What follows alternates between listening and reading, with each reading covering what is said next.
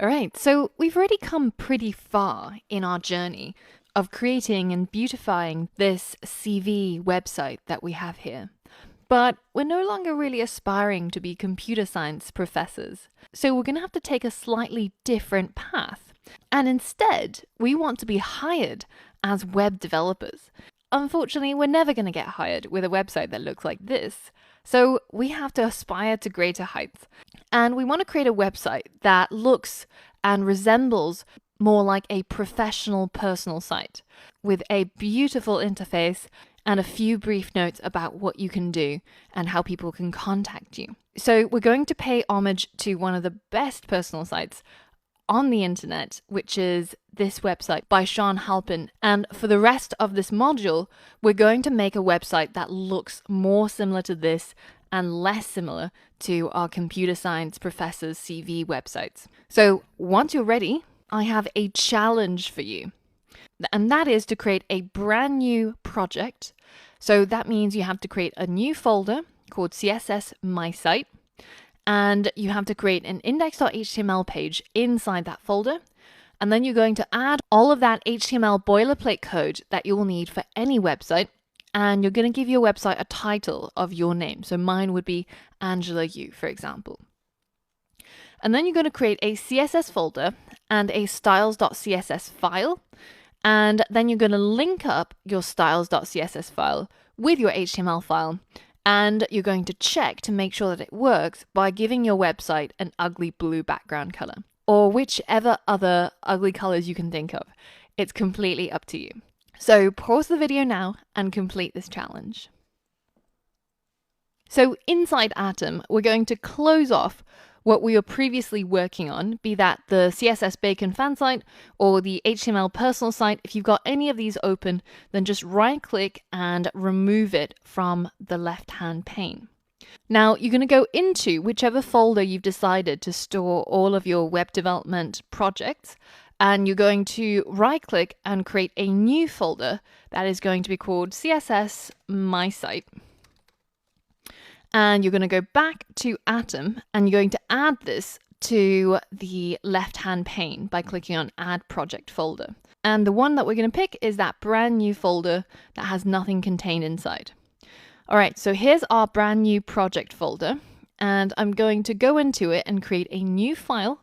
And this is going to be our home page or our index.html. And inside this brand new HTML file, I'm going to add in the HTML boilerplate code just by using autosuggest. And I'm going to give my website a title of my name, which is Angela Yu, that's me. And now I'm going to create a new folder inside this project folder. And it's going to be called CSS. And inside that CSS folder, I'm going to create a new styles.css file. So now I have a style sheet and I'm going to link it up with my HTML using it as an external style sheet. So I'm going to insert a link that has a relationship of style sheet. Now you can also add a type of text/CSS, but this is optional if you want, and it doesn't really matter if you have it there or not. Now, what does matter though is that you correctly point to where your styles.css exists. So in our case, it exists inside a folder called CSS at the same hierarchical level as our index.html, which is the current file we're inside, and then it's called styles.css. And finally, just to check that everything worked out correctly, let's go inside the body and let's add a background color of, say, blue, which is going to be that pretty awful looking color. But now we can check to make sure that everything worked by right-clicking on the index.html and clicking on copy full path, then going into Chrome and just pasting that into the browser bar. And there we go. This is our brand new beautiful site that is just a blue background. But that means that everything we've done so far has worked out, and you can see our title is showing up here as well. And I'm going to get rid of this and I'm going to close down this previous site we had back over here. And we're now going to focus on working on this new site that we're creating. And we're going to try and make it look similar to a professional web designer's personal site. So the first difference that you'll notice between our site and their site is that even in the tab bar, you can see that we've got this little new file icon here, which is kind of devoid of any design. But he's got this cute little icon over here. So how do we get hold of one of those? Well, this is called a favicon, or a favorite icon. And the reason it's called that is because back in the olden days, when people were still using shock horror, Internet Explorer number 5, the favicon, or the favorite icon, was an icon that would show up in your browser bar if you were on a website that you had favorited. And a cool side effect of that is that if you were the web developer, you can see how many times did people request to display your favicon, and that would give you an estimate of how many people had bookmarked or favorited your website. But now that doesn't work anymore because the browsers will try to display the favicon for all websites, whether if you've favorited it or not. But it's a nice little touch, and this is something that we want to implement. Now, if you want to do this, just head over to favicon.cc, and here you can create a brand new favicon. Now, you can either import an image, maybe of yourself, and it will try to turn it into a very coarse drawing, or you can just simply draw it yourself. So I'm just going to draw one myself, and I'm just going to draw a capital A as best as I can, which is not that well.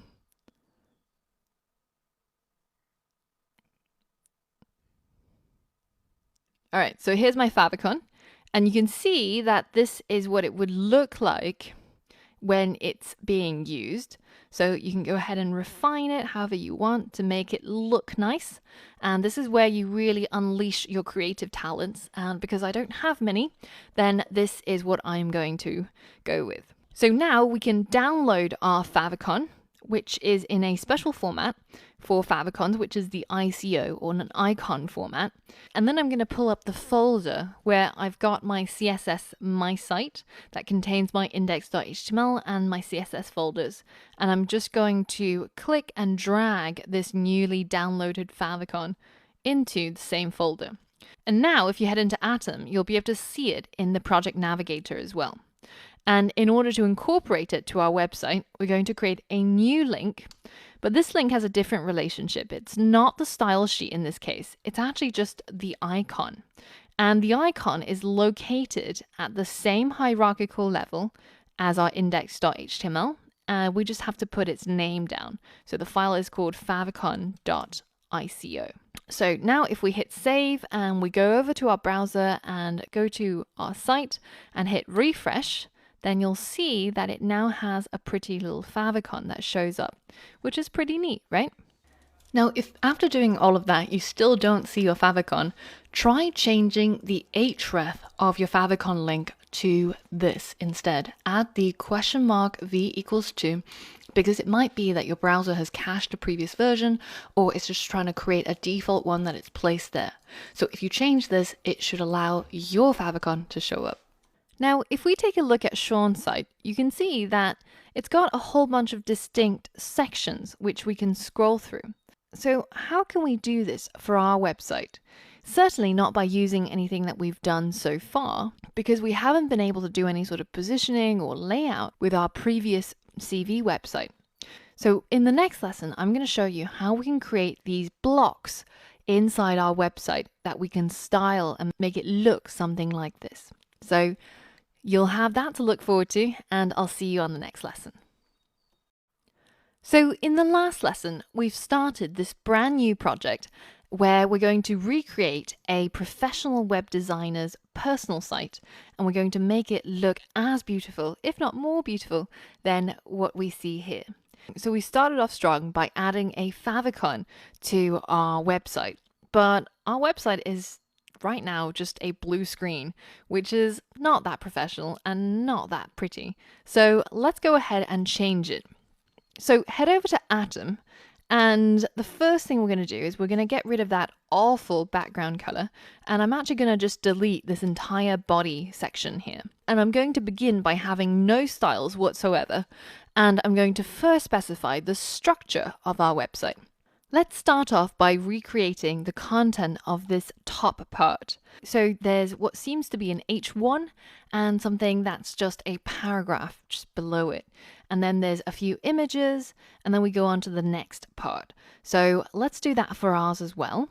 So let's go into the body, and we're going to create an H1 that's going to say, I'm Angela. And after that, we're going to create a paragraph that's just going to say, a programmer. And let's hit save and let's check it out. So there we go. Looks pretty boring, right? And it looks nothing like this. So the difference here is that you see these two parts are kind of grouped together in what might be a box. And if you look at ours, and if I turn on pesticide, which is a really, really useful tool when you're debugging your CSS. Now, you don't need to download it, but if you want to, head over to the lesson where we covered internal CSS, where I showed you step by step how to install pesticide for Chrome. So you can see that what it does is that it highlights all of your HTML elements and essentially all of the boxes that are on screen. So as we mentioned before, essentially all that we're doing when we're using CSS is we're specifying the style for how each of these HTML elements should be displayed. And each HTML element is basically just a box. So you can see that we've got a box up here, which is the H1, and a box down here, which is the paragraph. And that the box that's all around them is actually the body. And using pesticide, you can confirm this by holding down the control button and hovering over each section that you're interested in. So if I hover over here, you can see that this is showing me that it's a paragraph element, and up here is an H1, and in between and all around is the body. And that's what the blue line is. So this can be quite useful.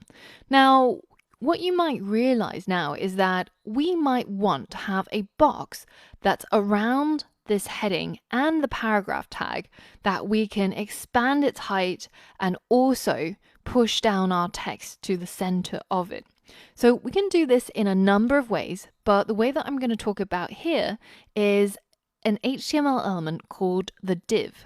So let's go back into our index.html, and I'm going to create a new element called a div, and we're just going to ignore the class for now. This div is a special HTML element that allows us to divide our content up on our website so that we can structure each div separately.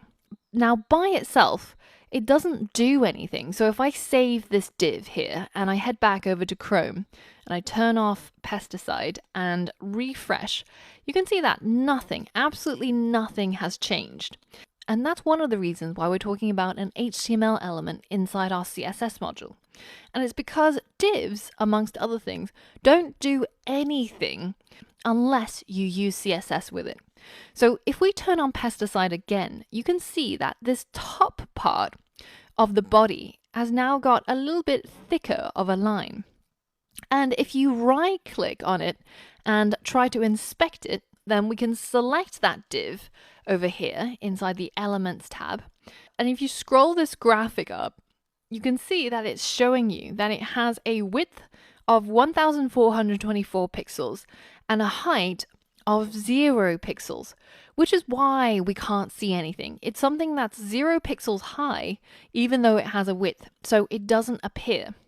Now, what you see up here where it says the outline, now this comes from pesticide, and that's trying to show you where that div exists, even though it has no dimensions.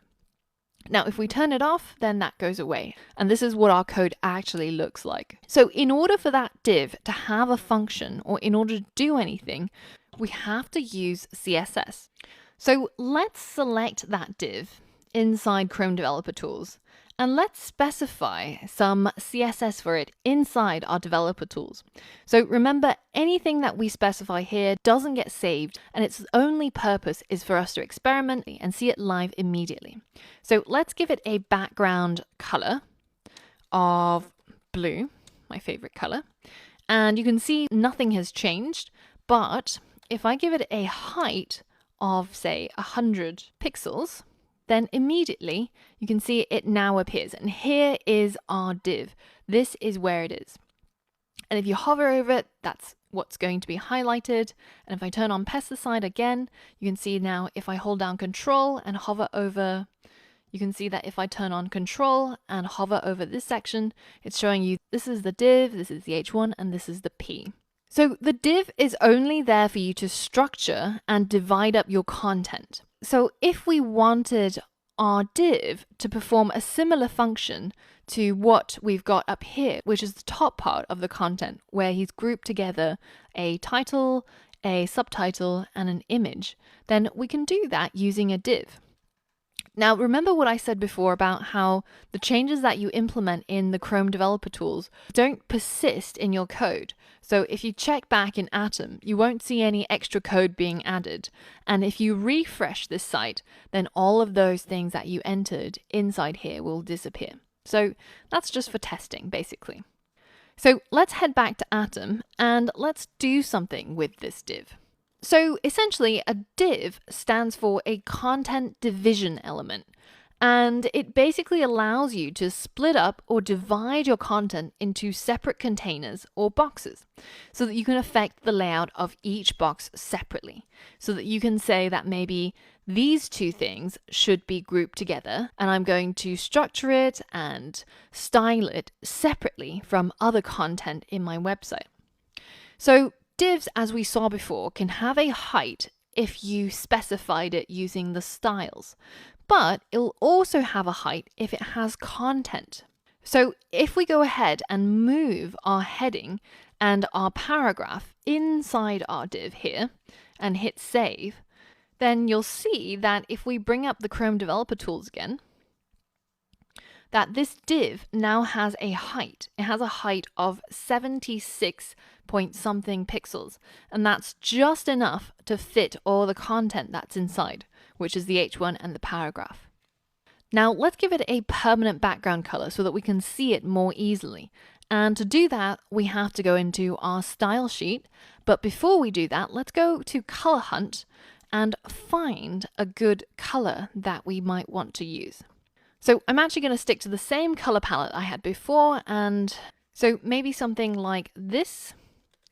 And if we head back into Atom and go into our style sheet, then we can select our div, and we're going to change its background color to that particular hex code. Now if we hit save and we go back to our website and we hit refresh, then you'll see that our div now has a background color, and we can see that box of the div more clearly. Now the strange thing is, why does that div not go all the way to the end on the left and on the top? It sort of stops just about here. Why is that? Well, remember how we said that the browser inserts their own default CSS to style things? For example, how the horizontal rules should look like, or how the H1s should look like. Well, if you take a look at the body element, then you'll see that there's this user agent style sheet, which we know to be the default styles that are applied by the browser. And you can see that it has a margin of 8 pixels from all the edges. So if we change this, and we can do that just down here by double clicking on it, and then let's enter 0. Now if I hit enter, you'll see that that left margin now disappears. Now you might think that we can do the same thing with the top margin. So if I delete that and hit enter, then you would think that maybe our div would go all the way up to the top, but it doesn't. Now why is that? Well, because there's also default rules for our H1. And as you can see, when I hover over the H1, it already shows you the entire space that it's taking up. And you can see that inside the user agent style sheet, it's got a whole bunch of default styles. For example, it says that it should have a margin before of this amount and a margin after of this amount. So margin before is at the top, margin after is at the bottom. Margin start is on the left, margin end is on the right. So this margin is what is responsible for that little gap that we still have. So if I go ahead and change this to 0, then you can see now our div is now sticking right to the top of the page. Now, as you remember, these changes, whether if I edit it here or if I edit it inside the style section here, so I can say margin right is 0 pixels as well, then I get rid of that right little space. But remember, none of this is permanent. So the challenge for you is to go and implement these styles in order to override the default browser styles and make our div go all the way to all 3 edges, the left, the top, and the right. So pause the video and give that a go. All right, so all we need to do is just to transplant these changes we made here over to our style sheet. So you'll notice that when I select, for example, the heading, and I double click on the margin and I hit 0, then you'll see that it inserts this line of CSS code here where it says the margin top should be 0 pixels. So I'm just going to do that again for the bottom here. I'm just going to hit 0, and I want you to watch over here what shows up. It's written some more code telling us that the margin bottom should be 0 pixels as well. So we now know what is the CSS that we have to write for our style sheet in order for it to have the same appearance. So let's head over to our style sheet and let's go ahead and select firstly the body element, and we're going to override that 8 pixel margin that it has, and we're just going to say margin is 0. And this means that all 4 sides is going to be set to 0 pixels for its margin property. The other one that we want to change was the H1, and this one we don't really care so much about the other 3 sides. All we care is about the margin top, and we want to set this to 0 pixels. So when it's 0, you don't actually have to specify the unit, so pixels or whatever else it may be. So now go ahead and hit save and head back to our website, and let's close this down and refresh, and you can see that our div now goes to all 3 edges. Now, what is this diagram all about? It's got this margin, border, padding, and all of these things. Well, that's what we're going to dig into in the next lesson, where we talk about the CSS box model. So I'll see you there. Now, we've seen before that every single HTML element on screen is just treated as a box by our CSS. And by styling that box, by changing its height, its width, its margin, its padding, that's how we can determine how our elements can be laid out and how it will show up on screen. So, for example, if we specified a CSS rule that targeted all the images on this I Love Bacon website to say that it should have a width of 100%, all that's going to do is it's going to change the width of that box to 100%, and in the process scales up our image so that it expands to fill the entire width of our screen. And this concept in CSS is lovingly known as the box model. To explain this, let's take a simple div that we've given a background color to. And let's say that this div has a height of 300 pixels and a width of 300 pixels to begin with. Now, if I change the height to 600 pixels, then that div will expand vertically, pushing down any other divs or any other content that's not inside this current container. Now, I can also do the same with the width and make it much wider so that anything that used to be on the right of this current box would get pushed out of the way. Now, you've seen that we can specify these values either as static pixels, so for example here, or we can use percentages. For example, I can say that the width should be 100%, and that refers to 100% of the viewport. Now, the viewport is just the screen that you're viewing the website on. So that could be your laptop screen or your mobile screen or your iPad screen, but this will expand to 100% of whatever that screen size may be. Now, here's where it gets interesting. in addition to the width and the height of an element, you can also specify that it should have a border or not. Now, if you say that the border is going to be a solid border using CSS, then you will see a default 3-pixel border show up around your element.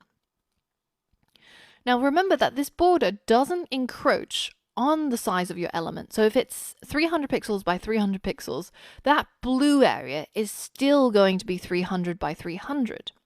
But you can expand the border size to say that the border width should be 50 pixels all round. So that's 50 pixels on every single side.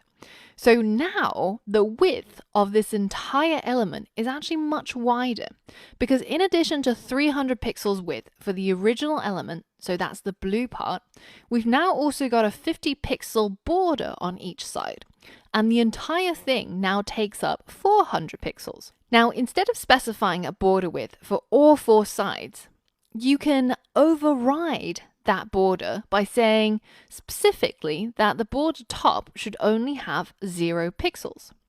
Alternatively, you can use the circle shorthand. So it means that we're going around in a circle starting from the top. So the border width starting at the top is going to have 0 pixels at the top, 10 pixels at the right, 20 pixels on the bottom, and 30 pixels on the left. And as you go clockwise, you give your element dimensions that you specify for all 4 sides. And there's other variations around this theme as well, which you'll find in the documentation. Now, let's take this one step further. Let's say that we had some content in our div or in our box. Now, let's say that we had some text, for example. The first thing that we remember is that even if our div or our box had no height and no width, it will have the height and width in order to fit our content. Now, let's say that we didn't like the way that this looked. We want to have a little bit of padding or a little bit of space between the text and the edge of the element or where the border starts. Well, then we can actually specify some padding. And this says that there should be 20 pixels of space on all 4 edges between the text and the edge of the element. So now our box is even bigger. The padding actually increases the size of your box. Now the final dimension that we can add is the margin. And the margin is a buffer zone, if you will, between the current element and any others that are on screen. So say if I had another element on the right, the margin gives our element a little bit of space between each other outside of the border. And now you can start to see how we can use the margin, the padding, the border, the width and the height to start affecting the layout and the appearance of all of our HTML elements, which, as you remember, at the end of the day are just boxes. So that box model is shown every single time you inspect on an HTML element. And you can see this little diagram in the Chrome Developer Tools every single time you hit inspect. So for example, if I select this div, then this is the current box model. It has no margin, no border, no padding, but it has a width and a height of this amount. Now, if I select the H1, then you can see that this actually has a margin at the bottom, which is 21.4. And that's what's pushing it away from this paragraph element. But the paragraph element also itself has some values. For example, a 16 pixel margin at the top and the bottom. And if I highlight this margin part on the box model, then you can see it show up highlighted in orange on our website. Now, it's pretty easy to edit these values using the box model inside Chrome Developer Tools, and that allows you to quite easily visualize what each of these things are doing. So for example, say if I wanted to give a little bit of padding to the contents inside my div, then I could double click on this padding here, and I could say maybe 20 pixels from the top, and 20 pixels from the left. And now you can see that my text, my content rather, is pushed out from the left and from the top. Now, and it adds those rules over here in the styles. Now, instead of doing that, I could also just say, let's give it a 20 pixel padding all around all four sides. And you'll notice that the background color is now in an area that's much bigger. And by increasing the padding, we've actually increased the size of our element. Now, that's not true for all of these different things. For example, let's add a 20 pixel margin all around our div. Now, the parts that have the background color represents our element, and the margin just takes it away from all the other things around. So in this case, we don't actually have much else around. We've only got the top, the left, and the right of the screen to push it away from. But say if we go back into Atom, and as a challenge, I want you to add 2 more divs below this one. And I want you to give each of these 3 divs a class. So the first one should be the top container, the second one will be called the middle container, and the last one will be called the bottom container. And each of these 2 divs should be a square that has a height of 200 pixels and a width of 200 pixels, and give them each a different background color so that we can differentiate them on our website. And this is what you'll end up with if you complete the challenge. A red and blue div that are sitting on top of each other, and they are 200 pixels wide in width and in height. So pause the video and try to complete the challenge. All right, so how did that go? Well, just below our first div, we're going to go ahead and create 2 more of them. So that's the middle one, and this is the bottom one. And we're going to change the class to give it a value so that we can differentiate between them.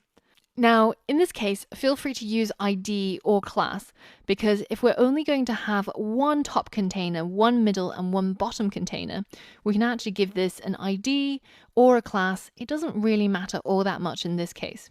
So if we call the top one top container, middle one middle container, and the bottom one bottom container, now we have 3 different divs, and we can now style them inside our CSS separately. So instead of styling all the divs, we're going to instead select the top container. And remember, in order to pick out a class, we have to add a dot in front of that identifier. So for the top container class, and then I'm just going to paste in that background color. Next one is the middle container. And this one is going to have a background color of red. And the final one is the bottom container. And this one's background color will be blue, shall we? Hit save. And as we said, these 2 containers, because they don't have any content, then that means they won't have any dimensions unless we give it to them. So let's say that the middle container should have a width of 200 pixels wide and a height of 200 pixels as well. So now it's a box, and I'm just going to copy and paste that over to the bottom container as well.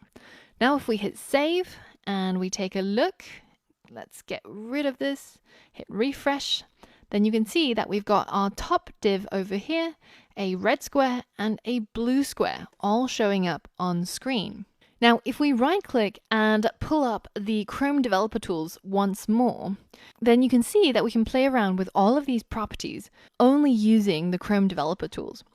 So for example, if I select my top container and I change the height to say 200 pixels, making it a little bit bigger, and change its width also to 200 pixels, making it look a bit more like the other 2 squares. I can also add a bit of padding. So let's give it 20 pixels of padding around all 4 edges.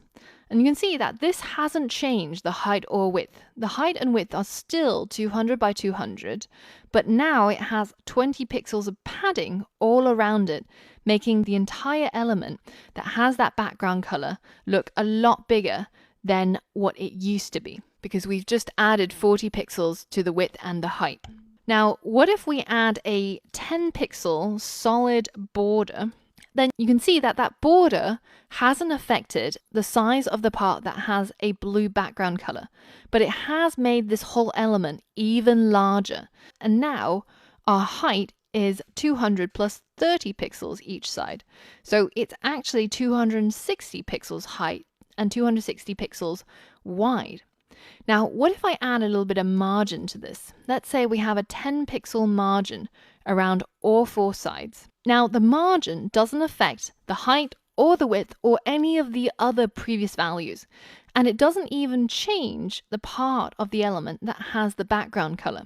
It just gives it a little bit of space away from the other elements, and it pushes them away so that they're not sticking to this current container or this current div. Now, in order to better understand this idea of the box model, here's a demo that shows it from a 3D point of view. So as you see me drag the perspective, where you can actually see that box model as it turns to the side, and it shows you which parts are the padding, which parts will get filled with the background image, which parts will end up with the background color, and which parts the content would go.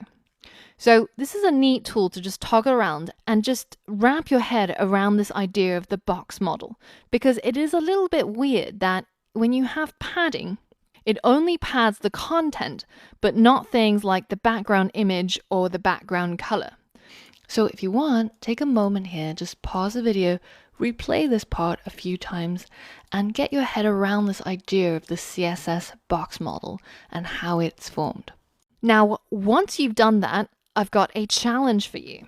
I want you to use the Chrome developer tools. So don't edit the styles inside Atom, but instead just make temporary changes to the website so that you can change the margins, the borders, the paddings. Now, the only thing that's not going to change is the height and width of these divs or these boxes. But I want you to create a design that looks like this.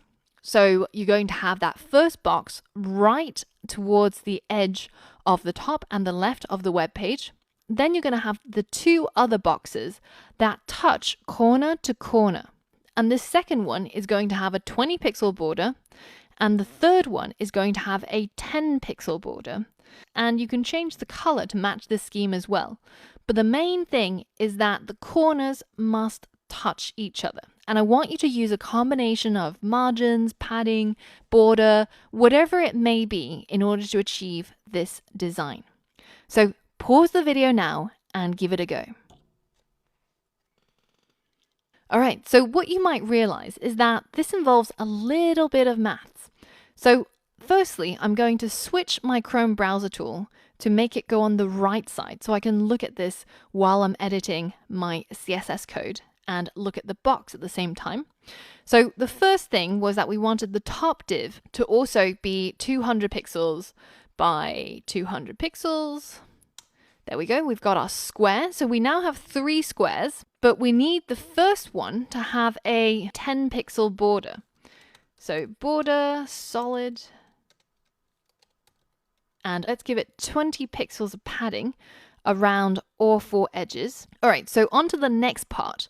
Our middle box is red and it has a 20 pixel solid border. So let's go ahead and select the middle container, and we're going to give it a border that is going to be solid and 20 pixels all around. But now we have to make this second box touch with the first box edge to edge. So this actually involves a little bit of calculating. So if we go back to that first box, we can see that its width is calculated by all of these numbers. So it's 200 pixels in terms of the content, then 20 pixels either side. So add 40 for the padding, then add another 20 for the border, and the margin is 0. So that's actually 200 plus 40 plus 20, which is 260. So that means that if our second div had a left margin of 260 pixels, then it will touch edge to edge with that first box. So if this challenge has baffled you up till now, then pause the video now that you've seen this little hint and try to do the same thing for the last box, making sure that you've implemented exactly what we wanted for the dimensions and the layout. But if you want to follow along with me, that's also cool. So first things first, this one is yellow, ours is blue, doesn't really matter, but we can change it over. So we're going to select our last div and we're going to change the background color to yellow or gold or whichever color you want. And then we're going to give it a border of 10 pixels solid. So we're going to say border solid 10 pixels all around. And now we have to calculate how far we need to push this square in order to make it touch corner to corner with this red box. So we remember that this was 260 pixels wide, calculating adding all of these border padding and width together. And this one has a content of 200 pixels wide. It has no padding, but it has a 20 pixel border left and right. So in total, that's 240 in width. So 240 plus 260 is 500. So if we select our last div and we give it a margin left, so we can either type it out or we can select it inside the box model. But if we make this one 500 pixels margin left, then you'll see that the corners now all touch each other and we have exactly the same design as we've got over here. Now, how did that go? If that was confusing at all, then make sure you play around more with the Chrome Developer Tools, either through changing everything in the box model here, or by adding in new style rules through the CSS inside Chrome Developer Tools. But make sure that you can get these things to be pushed left and right and top and bottom and make it look the way that you want it to. Now, if you want the boxes to line up one after the other on the same horizontal plane, then that's a little bit more difficult, and we're going to come to that very, very shortly. So don't beat yourself up if you can't do that, but you should be able to move it top and bottom and add the padding, add the borders, and make the content look the way you want it to. But once you're done, hit refresh and all of that work goes away, but we're back to where we are and we can continue beautifying our website and giving it a proper modern design. Now, in the next lesson, we're going to talk about the CSS display property so that we can start to understand how the positioning of elements work on screen. So for all of that and more, I'll see you on the next lesson. All right, so our website is still looking a little bit sparse, and in fact, it's looking nothing like this, is it? But we're going to change that very, very quickly. Let's go ahead and add the rest of the content in order to have all the images that we need for our top section. Now, in this lesson, if you look at the resources, you'll find a zip file that you can download. And once you extract that zip file, you should now have a folder called CSS My Site Images. Now, if you double click on this folder, you'll see two images. One is a cloud and another is a mountain. And we're going to try and recreate this scene that they've got over here. So let's go ahead and add those images to our project folder. So if you pull up Atom, and find your project folder, then we're going to go and create a new folder in here called Images. And inside this Images folder is where we're going to drag and drop those two PNGs, the cloud and the mountain. So we're going to put it inside here so that we can use it inside our website. So now we're going to go ahead and add our images so that we have a image of a cloud at the top of our top container. So the source will be images/cloud.png and the alt text will just be cloud image. And we're going to have another cloud below this paragraph tag. And finally, we're going to have an image of our mountain right at the bottom. So that will be images/mountain.png and the alt text will just be mountain image. All right, let's hit save and let's refresh to see what our page looks like right now. Now, it looks a little bit weird, right? Why is it that this cloud is taking up its own line and it's not next to either this heading or this paragraph tag, but this cloud is on the same line and next to this mountain image? What is going on here? Well, to understand this, we have to look at the CSS display property. Now, the display property has 4 different values, and we're going to look at them in turn and see what each one of these does. Now, if we switch on pesticide again, you can see that the box around the cloud is only as large as the image, as is the box around the mountain and this cloud. But the box around the H1 and also the paragraph element, they're as long as the width of the page. So what's going on here? Well, by default, some elements are what's called block display. For example, this H1 and this paragraph tag. And block elements are those that take up essentially the whole width of the screen on a web page. So effectively blocking out any other elements from sitting next to it on the left or on the right. Now, the most common block elements that we would have seen already are our paragraphs, our headers, so H1 through to H6, our divs, our lists and list items, as well as forms. And if we head over to CodePen, and I'm just going to create a new anonymous pen. Let me just get rid of the JS editor, and I'm going to have my view with my editors on the right. So now I'm going to go ahead and create 2 block elements. So we know that paragraphs are block elements. So let's create a paragraph called hello, another one called world. Now, if I select the paragraph tag in my CSS and I give them both a background color of, say, red, then you can see that the entire paragraph takes up the whole width of the web page. So it's blocking any other element from being on the same line next to it on the right or on the left. Now, here's a related problem. Say if I wanted to look at this paragraph tag, which we now know to be a block element.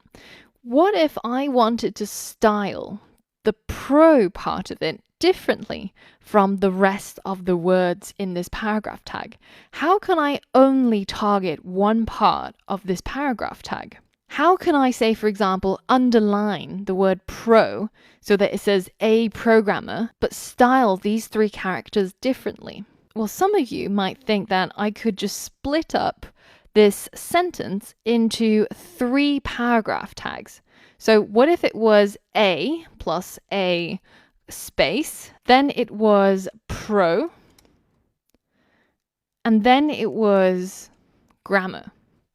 A programmer. So now I've got this separate paragraph tag for the word pro, and I can give it a class of, say, just the word pro, and I can go into styles and style it differently from the others. So I can say .pro, and this one, if you do a little bit of research on Google, you'll find that in order to make it underlined, you just have to change the text decoration to underline.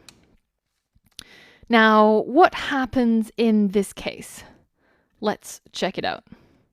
You can see that because the paragraph element are blocking elements, they take up the entire width and they block everything else from being on the same line as themselves.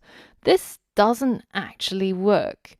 Even though we've been able to target just one part of that line, we can't have it looking like this. So let me show you the solution. Instead of having 3 paragraph tags, so let's just undo this to where we were before. We've got a single paragraph element. What we can do is we can use another HTML element called a span. And inside the span, we can add that word pro, and we can give that span a class of pro. And because we've already selected that class in CSS and we're making that part underlined, then that is going to be applied to the word in this span. Now, if we hit save and we refresh, you can see that we've achieved what we set out to do. And this sentence is still on the same line.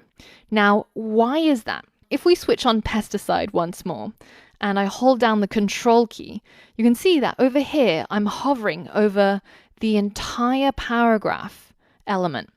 But one part of it has a span. And this allows us to select, almost like as if you would highlight a section of your text. Just select one part of the text in order to format it or style it differently. Now, the reason why I'm showing you this here instead of inside the HTML module is because spans like divs don't do very much unless they're used in conjunction with CSS.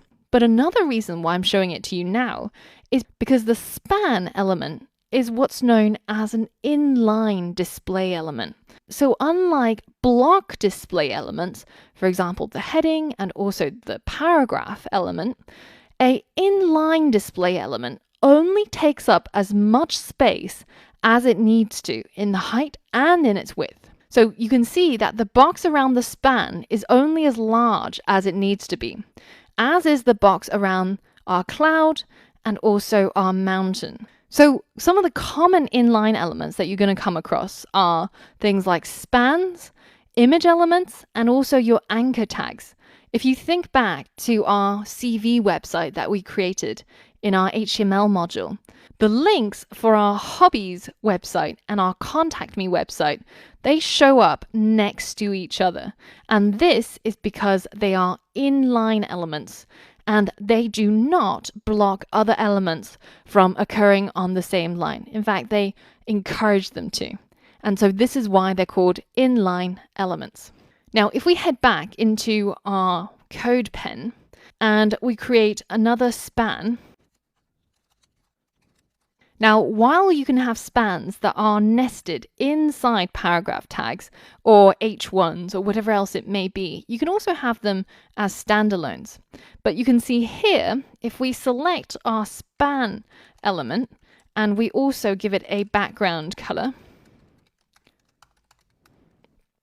then you can see that these elements are in line. And even if we had a whole bunch more of these spans, they would continue to be stacked onto the same line until we run out of space horizontally. Now, you might wonder, why would we ever use block elements if we can simply use inline elements? Surely it seems far more flexible. Well, there's just one problem. With inline elements, you can't actually change the width. So if I said the width of all the spans should be 100 pixels, you can see that absolutely nothing happens. But if I specify a width, the same width, to our block elements, then you can see that it complies very eagerly. But it still doesn't let any other element sit on the same line. So what can you do? Well, you can actually change the display property of any given element. So I can make a paragraph element, which we know is by default a block element. I can change its display value to inline. And that makes all of our paragraphs inline elements and allows everything to sit next to each other on the same line. But you can see we've just lost the ability to change its width. Now, similarly, I can change the display property of our inline elements to block elements. And this allows me to change its width, but it doesn't let them sit on the same line. So what should I do if I wanted elements that can occupy the same line, but at the same time I can set their widths? Which one should I choose then? Well, you don't actually have to choose, because there is another type of display, which is called the inline block. And this kind of gives you the best of both worlds.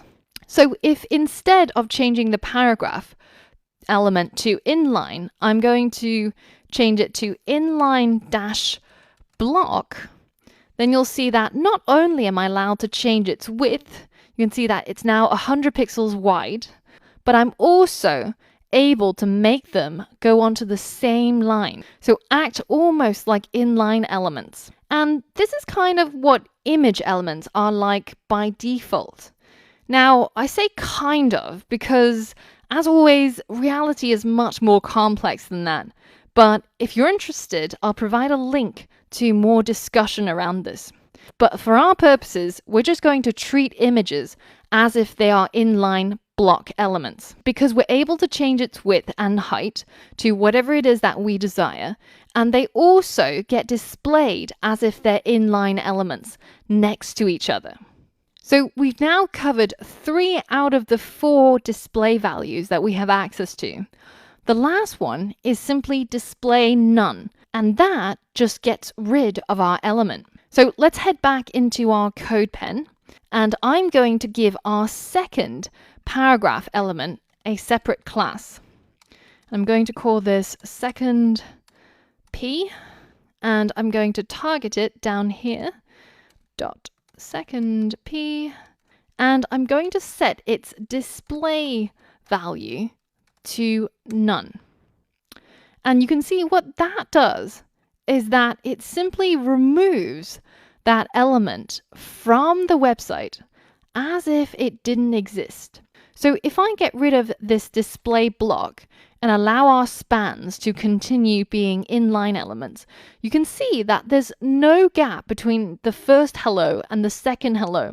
That world paragraph has now completely disappeared out of the flow of the document as if it never was written inside the code. It's almost like I've just gone ahead and deleted it from the HTML. But of course I haven't. And all that I've done is just set its display value to none. Now, when you're trying to figure out how to hide things on your web page, for example, if you had a quiz, then you might want to hide and show the answer. There's 2 ways that you can do this. One is display none, as you've seen here, which takes that element out of the flow and it's as if it never existed. The other one is a property called visibility. And this you can set to hidden. And what this does is that it makes that element disappear, but it keeps its original position and all the other elements still flow around it as if it's still there. It just can't be seen anymore. So whenever you're trying to make things disappear or reappear, think about what effect you want to have and choose between these 2 properties. So as we've seen in this lesson, the position of elements on screen are determined by many things. The box model, the margins, the size of the border, the size of the width and the height of the actual element, whether if it's display block or whether if it's display inline, whether if we're allowed to set its width or if we're not. But even before CSS comes into play, you have to remember that there's already rules that govern how your HTML elements should be displayed on screen. So to learn about that and to learn more about CSS positioning, I'll see you on the next lesson. Now, in the last lesson, we looked at how we could change the display property using CSS in order to change the way that our elements stacked against each other. Now, in this lesson, we're going to explore CSS positioning in more detail. But before we do so, the first thing we have to realize is that even without CSS, your HTML elements already has predefined rules for how it should be displayed on your web page, even if you don't have any CSS. And we have to understand how things get positioned by default before we can go on to change it, to bend it to our will without getting confused and getting stuck. So let's take a look at these rules. So let's go through those rules quickly. The first rule is that content is everything. Now we know that inline elements only take up as much width and as much height as the content. So if you have a span that contains a long word, then it has a large width. If you have a span that contains a short word, then it has a short width. And with block elements, even though they take up 100% of the width, the height is still determined by the content. So if you have a really super large font for your H1 or for your paragraph, then that box model is going to take up a lot more height than if it was a smaller font. So your content is the first thing that determines how large things gets displayed and what the height and the width will be. And this is despite any CSS. The next thing to remember is that the order of your elements on screen comes from your HTML code. So in this case, we have an H1, 3 paragraphs, then an image. This is how we've written our code in our HTML file. And this is how it gets rendered in that order. Now, if we change the order and put the image at the top of our code file, then our website is going to display in a corresponding way. So the default layout order is determined by your code. The third thing we need to know is that children sit on top of parents. What do I mean by that? So here on the left, I've got a div that's colored in red. Now, if inside this div, I add an H1 with some text, then that H1 is going to be on top of the div. So it's more towards the viewer and away from the screen. So this kind of introduces the concept of the z-index.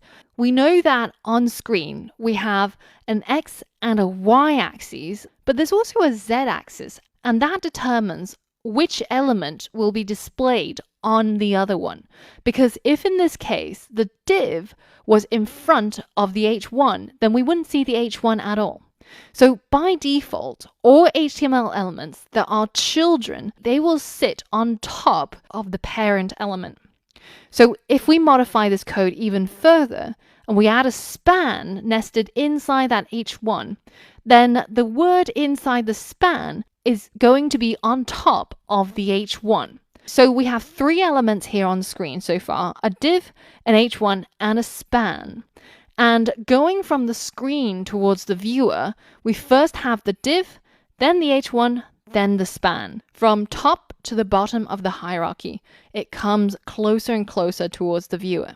So these 3 are the default rules for how things get rendered on screen, just based on your HTML code.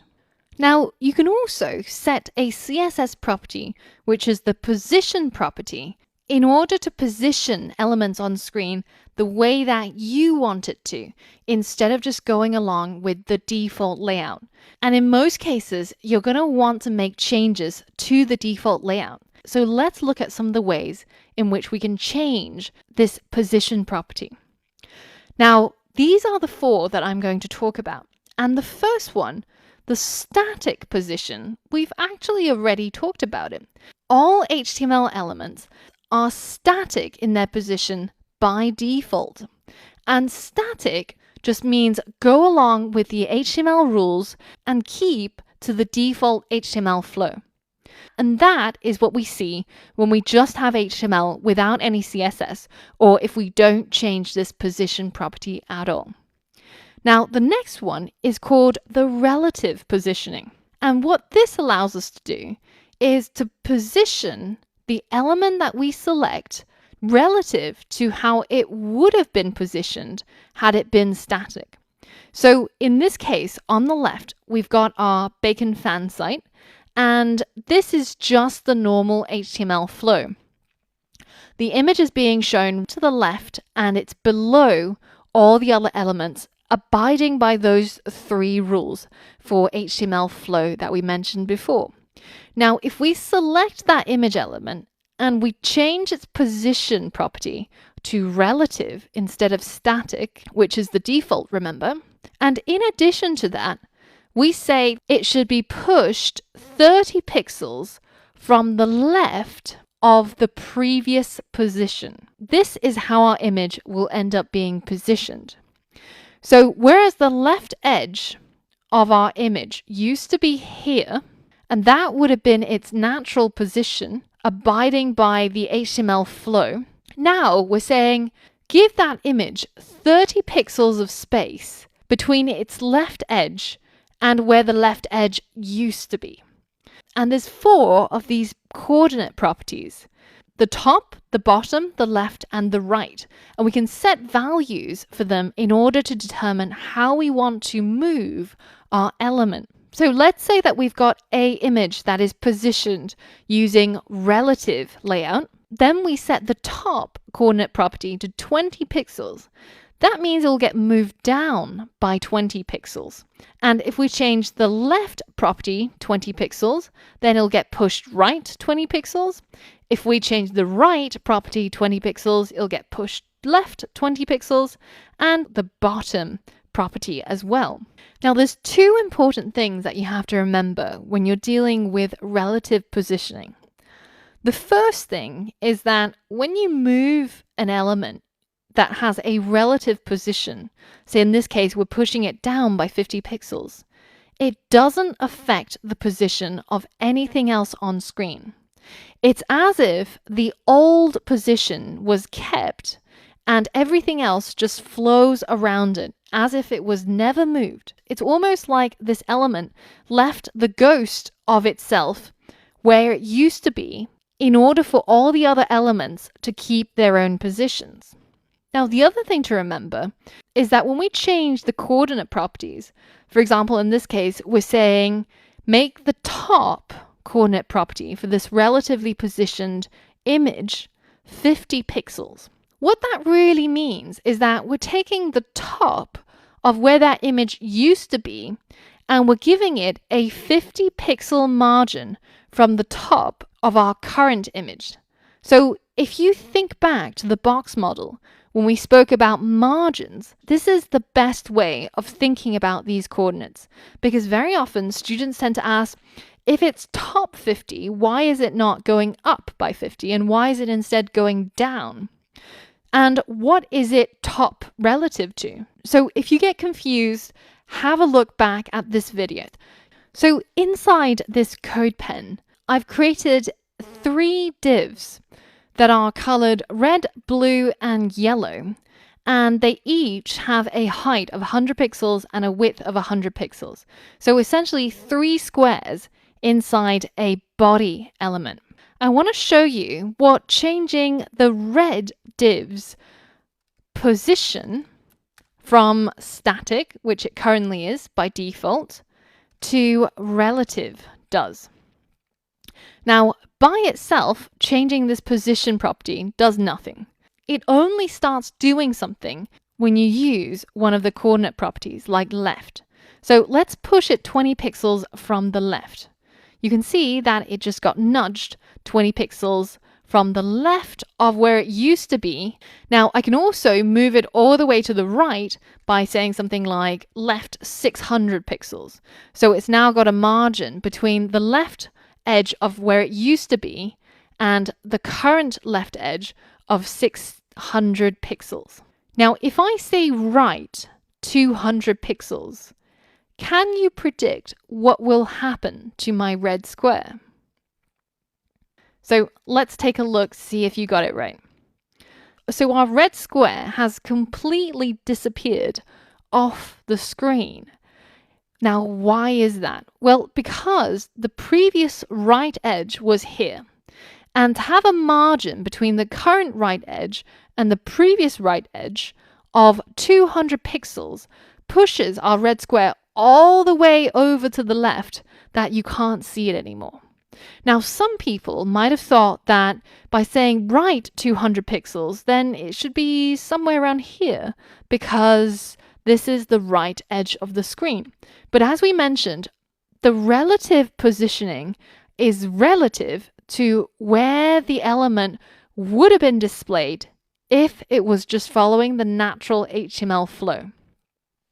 So it would have been here. And now there's a margin between its previous right edge and its current right edge of 200 pixels. But remember, as we said, that the relative positioning doesn't affect any other element on screen.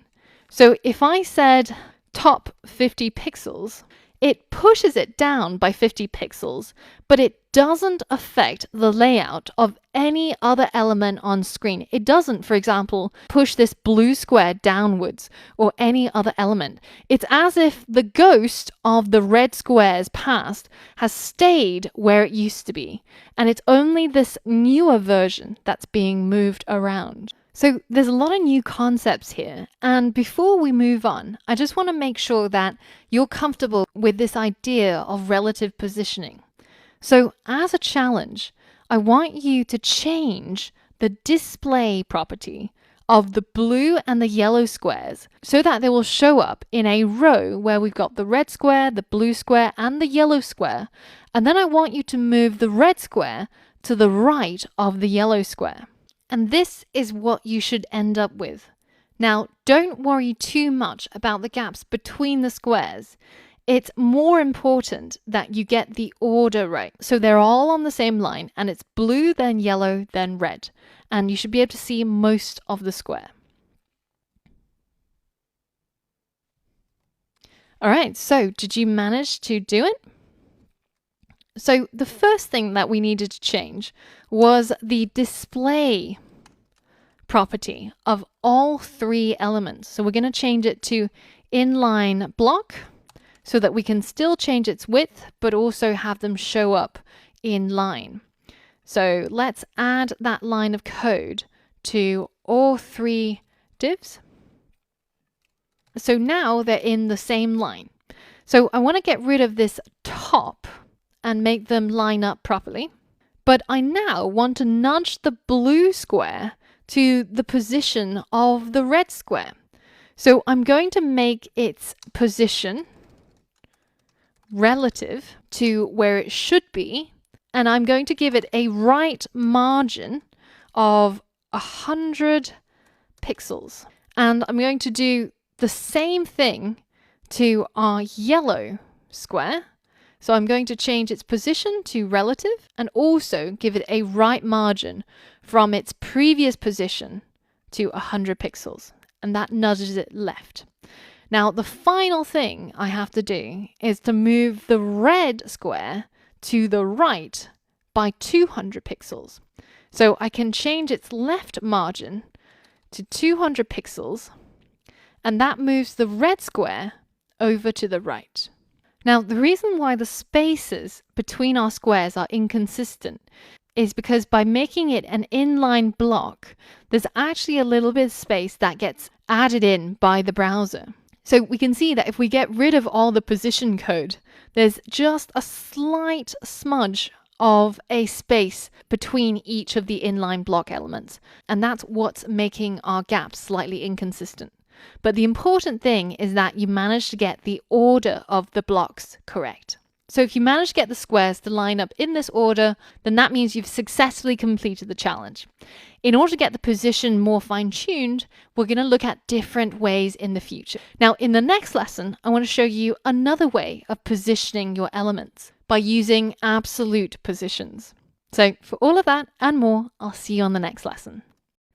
Now, in the last lesson, we looked at how we can give our elements a relative position. So that's a position that's relative to where the element would have been had we followed the natural HTML flow. So for example, in this case, by making the image 30 pixels from the right relative to its previous position, then we're basically saying that there should be a right margin between the image and where it used to be in the value of 30 pixels.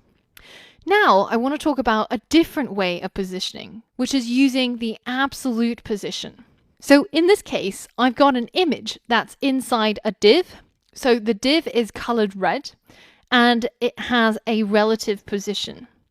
Now, our image is nested inside that div and I've given it an absolute position. Now, if I change the right coordinate property to 30 pixels, it's not going to shift left by 30 pixels. No, in fact, it's going to shift to the right of the screen. And this is because with absolute positioning, we are positioning the element, so in this case, the image element, relative to its parent. And in this case, its parent is that red div. So we now have added a right margin of 30 pixels between the image element and the parent div. Now, admittedly, the naming is a little bit confusing, as I would have probably called absolute positioning relative positioning, because we're always specifying a margin that's relative to its parent. But I think the reason why they called it absolute position is because in most cases, the parent is simply the entire body of the web page. So the position, when you're using absolute positioning, looks like you're giving it a margin relative to the entire page, which looks like you're changing the absolute position of it. But don't get confused about the naming. Just remember that relative positioning means that you're adding a margin relative to where the element should have been. But absolute position means that you're adding a margin to its parent element. So in this case, we've still got our 3 divs inside a parent element, that's the body element. Now let's get rid of our display and our position for all of our divs, so that we now have 3 squares that are stacked vertically on top of each other, which are all block elements, so they are resting on different lines. Now, if I set the position of my first red square to absolute, and I give it a left margin of, say, 200 pixels, the first thing that you notice is that by using absolute positioning, it does affect the flow of your HTML. So unlike when we used relative positioning, where we left behind some sort of ghost element where it still kept the positions of everything else the same, but when you're using absolute positioning, you're actually taking the element out of the flow of the document, and it's no longer considered a part of the natural flow of the document.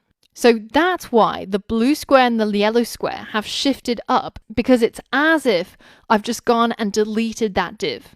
Basically, red is now dead to blue and yellow. It's like as if they never had a friendship before. But the cool thing is that I can now move this red square anywhere on screen relative to its parent, which is the entire body. So for example, I could say right 20 pixels, and that will just give it a right margin of 20 pixels from the right of its parent, which is the body. And so, as a challenge, I want you to complete exactly the same task, but it's going to be a little bit different this time. Now, this is what you're aiming for. You're aiming for 3 squares, still 100 pixel by 100 pixel, that are touching each other corner to corner. And this time, I want you to make it pixel perfect. So they are right up next to each other, touching each other exactly on their corners. And it should be yellow, then blue, then red. And you're going to use the absolute position system in order to do this. So pause the video and give it a go now. So in order to achieve the design that we want, the first thing that I'm going to do is I'm going to add position absolute to all of our divs. Now, the yellow is almost exactly where it's meant to be, apart from one slight problem. And this was a bit of a trick question in there to see if you remembered what we did before. You can see that we're trying to get the yellow to touch with the left and the top edge. Now, I appreciate it's a little bit difficult to see because of how bright that yellow is.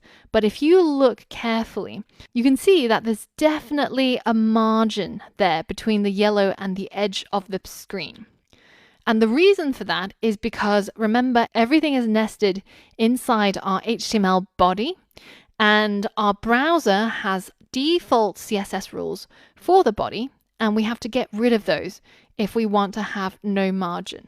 So let's first target the body and set the margin to be 0 around all 4 sides so that our yellow square can touch the edge. And that makes our maths a little bit easier when we're trying to figure out how to get the squares touching corner to corner. So we've got a yellow in the right position. The next thing is the blue.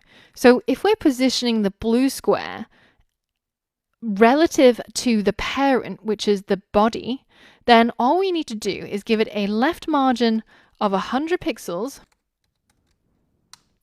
and a top margin of 100 pixels. And now blue is touching yellow corner to corner. And finally, we can go to our red and we can change its top margin to 200 pixels and its left margin to 200 pixels. And we are now pixel perfect with our solution. And we've created the design that we wanted. So how did that go? You would have noticed that it's a lot easier moving things around using absolute positioning when you're just thinking about it being relative to the body. And in this case, if you wanted your squares to be touching each other, pixel perfect, with no space between them, then it's very, very easy to do. Because in this case, all three elements are positioning themselves relative to the same thing, which is the body of the web page, and not to different things like where they used to be. And this is usually a much easier way for people to think about layout. Although in most cases you will find yourself using maybe a combination of both, especially when you want to keep the other elements on screen still in the same flow as what it used to be before you started positioning one element. So they're both really, really useful, and you'll see both of them really commonly across website CSS. Now, one thing to remember is that the parent doesn't always have to be the body. It can also be the closest parent that has a relative layout. So for example, if we put another div around our red square and we set its position, so this is called container, we set its position to be relative and we don't change it, we're not going to touch it. But this sets up this container to be a perfect parent for our absolute positioning. So let's give it a width of, say, 300 pixels, height of 300 pixels, and let's give it a background color of gray. Now you can see this container. Now you'll notice that the design for our web page has now changed, and quite dramatically so, because now our red square is a child of that parent container, and now it's defining its position relative to that gray container square. So if I delete that left 200 and instead I say right 20 pixels, it's no longer having a right margin of 20 pixels from the edge of the body, but it's now relative to its parent container. And even though our other squares are blue and yellow, are still relative to the body, because we haven't defined a vertical position for it, it's being pushed down by this element with a relative layout. So we can change this by giving it a top property of 0. And whenever you're using 0, you don't actually have to specify a unit like pixels or percent. And let's do the same for our yellow square as well. And let's push our red square over. And let's push our red square over so that it is right 0. And you can see that we've got exactly the same layout, but this time because red is nested in a container, we're using completely different code. And the beauty of this is that you can use containers to fine-tune the position of your elements on screen by using a combination of absolute and relative positioning. Now, the last thing I want to show you before we finish our section on positioning is I want to show you that last value, which is the fixed position. So for example, if I change the yellow's position from absolute to fixed, and I say that it is fixed to the top, then if I scroll through the web page, it will stay in its current position.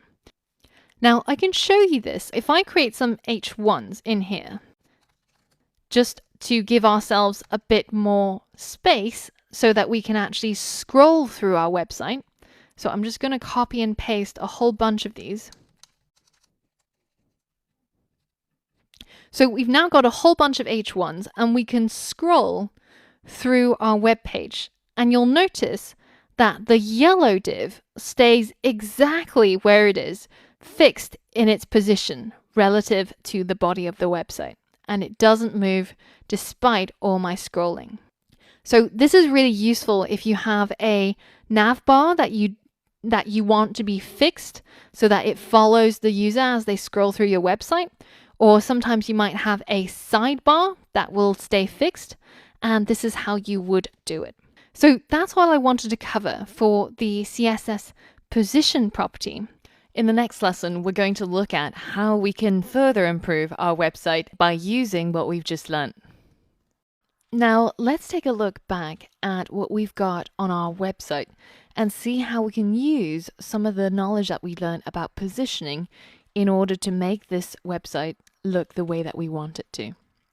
Now, the first thing that we want to achieve is we want to center all of these elements, the image, the mountain image, as well as the text here in the H1 and also this subtitle. So the easiest way of centering elements is by tapping into a property called text align. And that property has to be set inside the parent container. So in this case, either in the top container or inside the body. So I'm just going to go ahead and center everything on screen by tapping into the body selector and saying text align center. If we hit save and we head back and we hit refresh, then you'll notice that all of our images, our H1 and our paragraph is now centered. Now, this works as long as we've got an inline block element, such as our images, or if we've got these full width block elements, like our H1 and our P tag, which are going from left edge to the right edge. Now, if I go into my code and I change the H1 to change its width to say only, I don't know, let's say 10%, then you'll notice that it's no longer being center aligned, despite the fact that it's still inside the body, which is asking for text align to be center. So what do we do in this case? Well, the other way of centering an element is by using the margin. So there is a value called auto, which when applied will center the element either vertically or horizontally. So in this case, if we're looking for horizontal centering, then we can say that the margin top is 0, the margin right is auto, the margin at the bottom is also 0, and the margin on the left is again auto. So I'm going to delete this margin top here and hit save. And if I refresh, you'll see that our element, despite being only 10% of the width of the screen, is now centered in the middle of our web page. And when you look at the box model, you can see that the top and bottom margins were set to be 0 by us, and the left and the right are set automatically to whatever amount it needs to be in order to keep it in the center. So very often, when you're finding yourself trying to center elements, you'll probably end up using one of these methods. So just to recap, text align center inside the container or the parent element will center everything inside that doesn't have a width set. Now, if it is a block element and it has a width set, then you're going to have to center it using this auto value in the margin. So in this case, we can also shorten this by saying that the top and bottom needs to be 0 and the left and right needs to be auto. And that will not change this at all. And this is just one of those circle shorthands that you will begin to learn. And if you've forgotten how that worked, or if you're interested in learning more, then you can always check out the CSS docs on MDN for the margin, where they go through each of these, where if you only have a single value after margin, then that's all 4 sides. If you have 2, then that's top and bottom and left and right. If you have 3, then it's the top, left and right, and bottom. And if you have all 4, then that's just all 4 sides in a clockwise direction. So if you get confused or if you forgot how that works, then have a look over there. Now I'm actually going to undo and I'm going to revert back to margin top being 0 and text align being centered. And you'll see that this is what it will now look like. Now, the next problem we need to tackle is that these 2 images are acting as if they are inline blocks. And the cloud because it's in the flow of the HTML file, is affecting the layout of the mountain. More specifically, I want this mountain to be right in the middle, and at the moment it's being pushed to the right by that cloud. So in order to fix this, we have to take this cloud out of the HTML flow. And once we've done that, then the mountain will go back to being centered. So can you remember how we can take an element out of the HTML flow by changing one particular CSS property? That is, of course, the position property that we're going to change. And we're going to change it from its current value, which is static, to absolute. And that is how we're going to remove it from the HTML flow. So inside our index.html, I'm going to give a class to our bottom cloud, and I'm going to call it bottom cloud.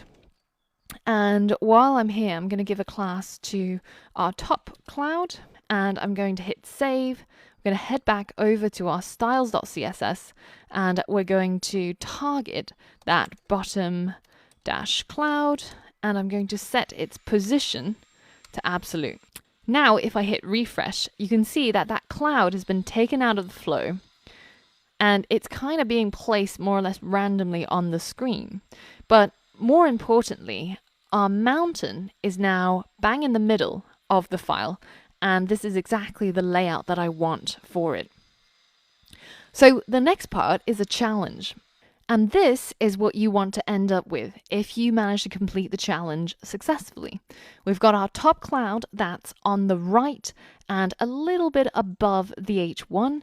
And we've got our bottom cloud that's on the left and just between the text and the mountain image.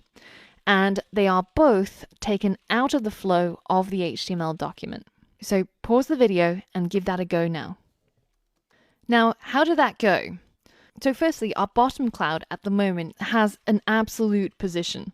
Now, in order to position it relative to something, one of its parents has to have its position set as relative. And if we don't, then it will be relative to the body.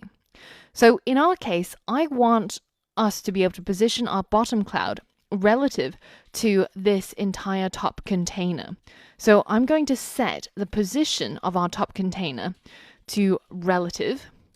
And I'm going to start off by giving our top container just a little bit of padding at the top so that we can push down this cloud and all of these contents just down by a little bit so that it's not all stuck at the top of the page. So to do that, we can add a padding top of 100 pixels. And that just pushes everything down a little bit. And then I'm going to add our top cloud as well. And I'm also going to take it out of the flow by changing its position to absolute as well. And now if we hit refresh, you can see our two clouds are kind of just floating around without doing very much. So now let's position them properly. So relative to our top container here, I want the top cloud to have a right margin of 300 pixels and a top margin of 50 pixels. And I want our bottom cloud to have a position left margin of 300 pixels and a bottom margin of 300 pixels from the bottom of its parent, which is of course the top container. So it will be from this line. And if we hit save and refresh, then this is what we will end up with. Now, before we do any further positional tweaking, we should really format the text, because by changing the font size, etc., we're going to affect the positioning of our elements as well. So in the next lesson, we're going to look at how we can style our text using CSS. So for all of that and more, I'll see you on the next lesson. Now, one of the most important decisions that you will have to make when you're designing your website is what are the fonts that you're going to choose. And a lot of web designers will start off by figuring out a color palette as well as a font scheme. So in this lesson, we're going to learn about how we can change the fonts for all of our text in our website. Now, there are two major font families. and that is the serif and the sans serif fonts. So you can tell serif and sans serif fonts are apart from each other by looking for these little feet at the edges of all of the letters. And these little feet are called serifs. Now, we can broadly define whether we want a sans serif or a serif typeface for any text on our website. So let's go ahead and do that. If we go into our style sheet and we change the font family property for our body, then we actually affect all the text on our web page. And you can see that there's 5 major families listed here. Now, only 3 of which are you actually going to use. So we've seen serif and sans serif. Now, monospace is when each of the characters inside the text take up the same amount of width. And that's usually a typeface that we use for coding because it makes everything super easy to read. For example, if this word align was styled in a serif or sans serif typeface, then the I would be squished right next to the L and the G. But because all code is represented in a monospaced font, then you can more easily read each of the letters. So you'll use these 2 for your normal website styling. And when you do have code on your web page, sometimes people like to style it using monospace. Now, cursive and fantasy are 2 families that you're never really going to use. Firstly, because they have low readability, and secondly, because they generally don't look that great when used in the body of a website. So cursive is meant to be handwritten style of fonts, and fantasy is meant to remind you of Avatar, basically. So let's take a look at what each of these families look like. So let's first define a font family of serif, and let's head back over to our website and we hit refresh. You'll notice that nothing happens. By default, we already have a serif family. You can see that at the end of the eyes, we've already got these little feet. Now, if we change that to sans serif, however, we will get a noticeable change. And those little feet or those little serifs now disappear and we have a different style. Now, for most browsers, the default serif is the Times font and the default sans serif is Arial. And this is the Arial font. Now, if we changed this to fantasy, then it will still work. It just now looks like I'm producing the next Avatar. So let's head back to a sans serif typeface. And I'm not really satisfied with just an Arial font. What if I want a different sans serif font? Let's say that instead of Arial, I would rather have Verdana as the font for my website. Now, what I can do is, instead of specifying just the sans serif broad stroke family, I can add a specific font or typeface in front.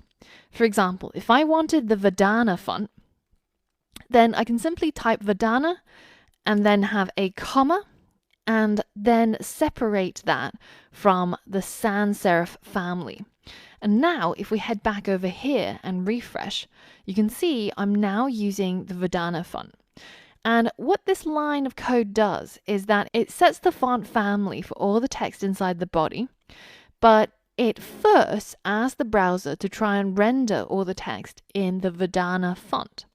Now, if for some reason the browser or the operating system that the user is using doesn't have this font installed, then it will default to whatever is the sans serif font that is installed on their system.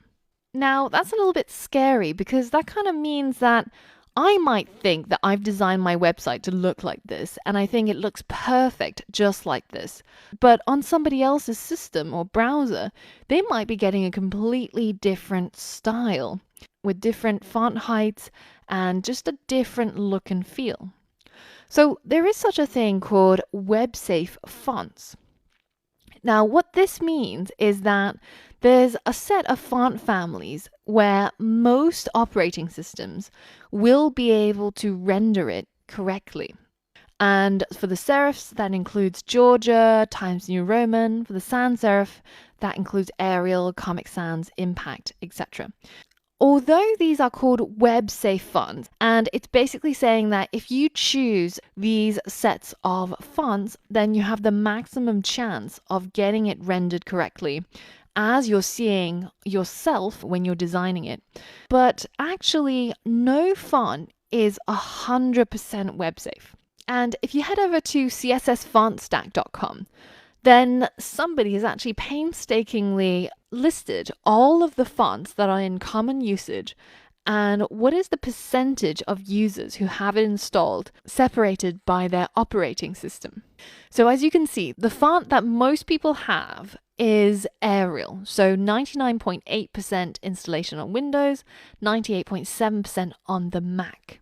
Now that is really, really high, but for some other fonts, you'll see a difference between the Mac and the Windows operating systems. And we're not even including Linux users here. So for example, if you look at something like Helvetica, which is a Apple specific thing, then on Windows installation rate is really, really low. And on Mac, it's 100% because it comes pre-installed with all Mac OS. So what can you do if you want to use a font, but you're not sure if everyone has it installed, right?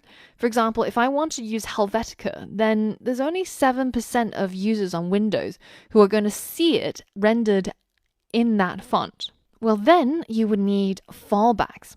So if we click on this little icon here on FontStack, then we actually copy a set of fallbacks for this Helvetica font. And if I go ahead and paste that, and replace our font family, then you can see that we have a stack of fallbacks. So I'm basically saying that I want the font family to be Helvetica Neue if they have it, and if they have an Apple system, then it's very likely that they will have this font installed. If they don't have it, then default to the next best thing, which is Helvetica. And if they don't have that, then default to Arial. And finally, just go with whatever sans serif they've got installed if they don't even have Arial, which is very unlikely. But you can see how we're going from specific to less specific, and all the while ensuring that we're getting roughly a similar sort of typeface and similar sort of feel, no matter which fonts the user have installed or not installed. So if we hit save and we go back to our website, then you can see that on the Mac, I do indeed have Helvetica Neue installed, and that's what's currently being rendered on screen. But say if I was on Windows, then I might be seeing Arial in this case. And you can go ahead and give it a go and have a look at these font stacks and copy them over to your web page and see what you're able to get. Now, what if we were even more picky as designers? What if I really want everybody who looks at my website to see exactly the same thing as I designed it? I want them to see the design that I intended instead of whatever font it is that they happen to have installed.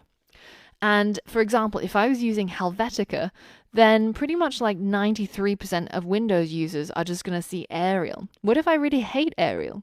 What can I do to ensure that everybody has the same viewing experience with regards to the fonts on my website? Well, you could use something called font embedding. So if we head over to fonts.google.com, then you can see that they've got a whole bunch of font families that you can choose from. And these are all fonts that are free for commercial use that you can simply embed into your website. And there's a large choice of font families that you can pick through. So you can choose whether if you want just serif fonts to look through or sans serif. They have these cool articles about which fonts go well with which, and a whole bunch of really, really useful stuff actually. But in my case, I already know what it is that I want. I want the font called Merriweather. Now, before we search for that font here, we're going to make sure that if you did apply a filter, like here that I have, looking only for the sans serifs in the fonts, then you make sure that you just click reset so that we can find all types of fonts, and then we can search for Merriweather. And we actually want this one, not the sans serif type. So let's go ahead and click on it. And then you can take a look at what it looks like. It's got who designed it, what the purpose of this typeface is, and you can also see how your sentence would look like if you decided to change the text. Now, while we're here, we're going to go and find the regular 400 point size font, and then we're going to go ahead and click plus to select the style and add it to our list of selections. Now, I'm going to go ahead and add a few more different fonts before I show you how we're going to incorporate this. So the other one that I'm going to pick up is a handwriting font, actually. It's called Sacramento, and this I'm going to use as the font for my H1. So a very stylish sort of font where we don't really need people to read it that clearly. So it's not like a body font where it would be quite painful to try and read through, 300 words that are all styled like this. So let's go ahead and add that too. So we've got now 2 selected. And the last thing that I want is my main heading font. And that is going to be a sans serif. And one that I'm quite partial to is the Montserrat. So I'm going to go ahead and add that as well. So now I've got 3 font families selected, and I can embed it into my website as easily as copying this link and pasting that at the top of my index.html. I'm just going to paste that link in there. And this specifies a location where if users don't have these fonts already installed or cached on their system, then the browser will take them to this location and grab those fonts for them. And then if we go into the style.css, then I can specify a font family that I want to use. So the one that I want for my body is the Merriweather font, and I'm going to paste that in here, and it will default to serif if something terrible happens, say the internet connection went down in the middle of downloading the font, etc.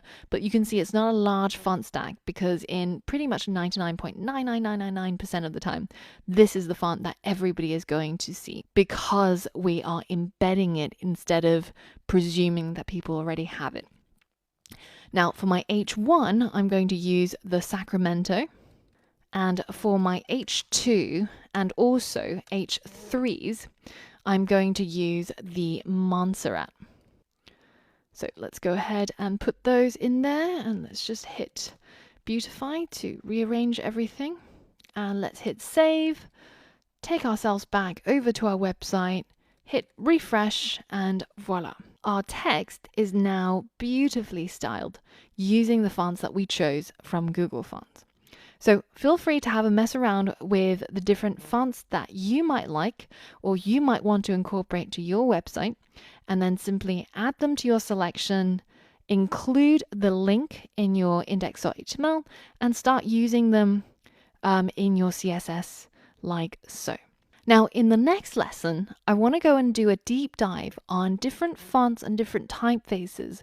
What are the different families and how they came about? So just a lesson on one of the most crucial parts of digital design, and that's, of course, typography. So if you're interested, then that is what you will get on the next lesson. If you're not interested, then you can feel free and go ahead and skip ahead to the next lesson where we explore some of the other font and text properties that we can use to style our text on our website. So I'll see you on the next lesson. Now, in order to continue styling our text and to change the text properties and learn about different ways of styling our text, then we actually need a little bit more content than just these 2 lines of text. So let's add the rest of the content to our website.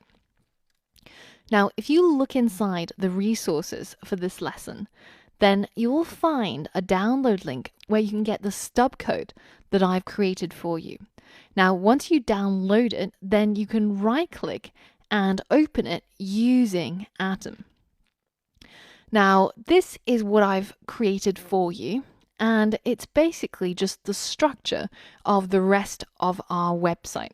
Now, what I want you to do is just to copy the entire file and then paste it into your index.html, and you're going to replace your middle and your bottom container, but nothing else. So as you can see, the stub code includes the middle container as well as the bottom container. So we're just going to wholesale put that into your current index.html, and you're going to replace these bits of stub code which I've placed in here. Now, for those of you guys who might be interested in what all of this means or what it is that I've put in here, what is all this mumbo jumbo, it might be good to explain to you. This is something that is used quite frequently in web design. It's used to place text paragraphs in a website before you have any content. And if you go to loremipsumgenerator.com, you can actually find a little bit of history about what all of this is, where it comes from, and how it came to be used in a lot of website styling and web design. So take a look here if you're interested. But basically, you can generate these bits of text that don't really mean anything other than to look like normal English words of different lengths, and you can use that in your website to take up space that your text content is going to go.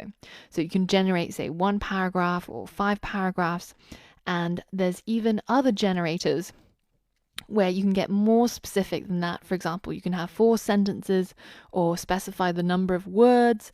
You can say if you want short, medium, or long sentences, and it will generate it for you as well. So that's pretty useful when you're creating websites and you haven't yet got the content for the text yet. Now, the other parts that you will have to update in here are the image sources and the image alt tags. Now, the first image here is for your profile photo, so a picture of yourself, or, if you don't want a picture of yourself, then put any picture you like. And these other images are for your skills that you're going to describe in your skills section. So you can go ahead and add a source to those images too. And at the bottom here, we've got a button that is going to open the default mail app to an email address of your choice. So that could be your contact email. And finally, in the last section, we've got 3 links that go towards any site that you wish. So that could be your LinkedIn profile, your Twitter profile, your website. So go ahead and change all of these links in there to whatever it is that you want, and change this to your name so that you have a copyright at the bottom of your page. So go ahead and paste all of this stub code inside your index.html and update the lorem ipsum and also change the images. Now, once you have done all of that, I want you to go ahead and delete all the code that's inside your middle and your bottom container inside the CSS file. And once you're happy with your content inside your index.html, including all of that stub code, and you've gotten rid of those styles inside the middle and the bottom container in your style.css, then once you refresh your website, this is what you should roughly have. So the top section stays unchanged because we haven't touched it at all, but you should have a profile picture of yourself, a greeting word. You could leave the hello there, or you can change it if you wish. And you've got a little brief bio about yourself. Then you've got the section called My Skills, which is going to have 1 image that is going to represent your first skill, whatever that may be. And then you're going to find another image that is going to represent your second skill, whatever that may be as well. Now, if you're short on images for that section and you couldn't find any in Google that you liked, then take a look at this website called flaticon.com. Here, they've got more than 500,000 vector icons, which you can search. And some of these are really, really cool. For example, these little profile ones, or you can search for something like computer.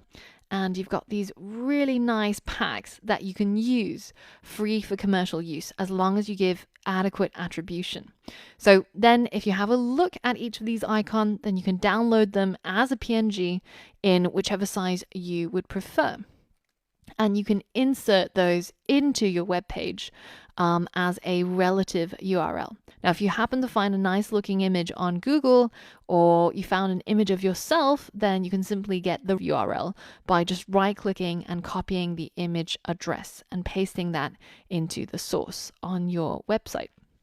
Now, if you wanted an image that was an animated GIF, perhaps, then a good source is to head over to giphy.com and you can search for something that you want to include. And if you select the sticker tab, then you will get these transparent GIFs, which will look a lot nicer on your page because your background color will go all around it instead of it being just a square or a rectangle. And finally, at the bottom, you've got a contact me link that takes you to whichever email that you would prefer to be contacted by. And you've got your social links at the bottom that go towards wherever you want it to. So this is the rest of the content for our website. And for the remaining lessons, we'll be styling this content to make it look more and more like a professional personal site. All right, so now that we've got all of our content together, we can go ahead and style all of the text that we've got on our website. So in this lesson, I'm going to cover a number of font properties so that we can further style and make our website look the way that we want it to. So the first thing I'm going to talk about is the font size. And to begin with, I want my H1 to be a lot bigger than my H2s and my H3s so that it really stands out as the title of this front page. So let's head over to Atom and implement that change. So inside my H1, I'm going to tap into the font size property and I'm going to set the font size to 90 pixels. So this is the equivalent of selecting 90 in the drop-down menu when you're selecting a font size. And now if I hit refresh, then my title is going to get a lot bigger and it's going to fill most of that top page. Now at this point, make sure that you're not zoomed in or zoomed out and that your browser is at 100% zoom. And you can check this by just going to zoom in or zoom out, and you can see whether if you're on 100% or 110%. So we want it to be 100% so we can see what everybody else should see by default. Now currently our font size is set to be 90 pixels. So on certain browsers, if the user goes into preferences and they change their default font size for their web page, for example, if they need super large text in order to see, then you'll notice that font size does not change, even though the rest of the text does. And this is because this is not a dynamic size. So in order to make it dynamic, there's two options. So let's head back over here and just go back to the medium size.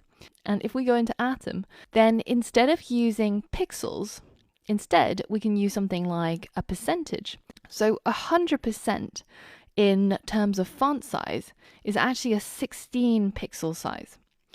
And so that means if we want 90 pixels, so that means 90 divided by 16, and that would be equal to 562.5, then we would need 562.5% in order to get the equivalent of 90 pixels. So if we hit save and we go back to our website and I hit refresh, you'll notice that absolutely nothing happens because we're specifying exactly the same font size, but instead we're using a percentage this time. So that means that if we go into, say, preferences and we change our font size to very small or very large, then that font size will scale with it. Now, the other way of specifying a dynamic font size is by using a unit called the EM. For example, if we head back onto our favorite website, TechCrunch.com, and we highlight this title here and we inspect it, then if you select this H2 here, you'll see that it's got the class called live title and its font size is specified as 2EM rather than however many pixels they want it to be. Now we've seen EM before inside our HTML and we used it as a tag in order to emphasize a particular section of text. And that stylistically means that it'll make something italicized. Now, in this case, this is actually a completely different EM. And the EM in this case is actually the phonetic pronunciation of the letter M. And the reason is because in typesetting in the olden days, the EM, or the M rather, is the width of the capital letter M. And so that means that when you say 1 EM, then you want the font size to be 1 times the width, the capital letter M. And if you want 2, then that's double the size of the M, etc., etc. Now, in modern days, this is no longer true. But what is true is that 1 EM or 1 M is 16 pixels, as we've seen with our percentages. So 16 pixels is equal to 100% when you're talking about fonts, and it's equal to 1 M or 1 EM. And that means that you can achieve whatever size you want dynamically using either of these methods.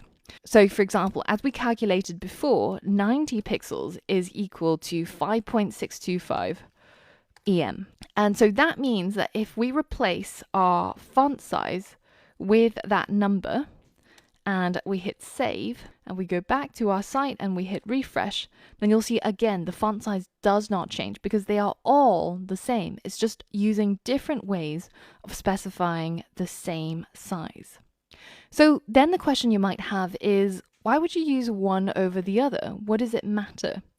And if you look on different websites, for example, take uber.com, and if we inspect on their title here, then you'll notice that their font size is specified in pixels. Whereas on TechCrunch, it's specified in EMs. And on other sites, you might get percentages. Now, as we mentioned before, if we change the font size, for example, say somebody with accessibility issues to very large, then these static sized fonts do not change. It stays exactly the same size. Whereas the things that are dynamically sized, for example, things using EM or percentages, they do scale up so that users who have maybe visual impairments, etc., who might want to have a higher font setting, will be able to view the website more comfortably. And that's quite important in terms of making your website accessible to everybody.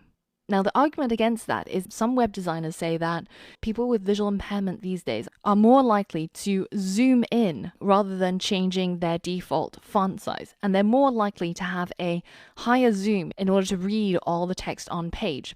And with zoom, it doesn't actually matter whether if your text is statically or dynamically sized, because it will just scale up the website depending on what you're asking it to do. So maybe that's not such an important distinction between statically and dynamically sized fonts anymore, but there is one thing that is really important. And that's the fact that when you're using EM or when you're using percentages, that value is inherited. So if I go into the body here and I specify a font size for everything inside the body, so that's everything on my website, to be, say, 2 EM, and then in my H1, I leave my font size as the previous dynamic size. I hit save and let's head back to our website and we refresh. Then you'll notice that our H1 has now become absolutely gigantic. And that's because the font size gets inherited and added on top of whatever it got from its parent. So the parent of the H1 is the body here because it's contained inside the body. And in the body, we said that font size should be 2 EM across the entire body of the website. Now, when it gets to the H1, it's already got that 2 EM applied. And then it adds that 5.625 on top of the 2 EM, which is why we end up with something so gigantic. And this is exactly the same with percentages. So if I said, say, 200% in our font size, and I changed this to 562.5%, then again, we still get this gigantic font size.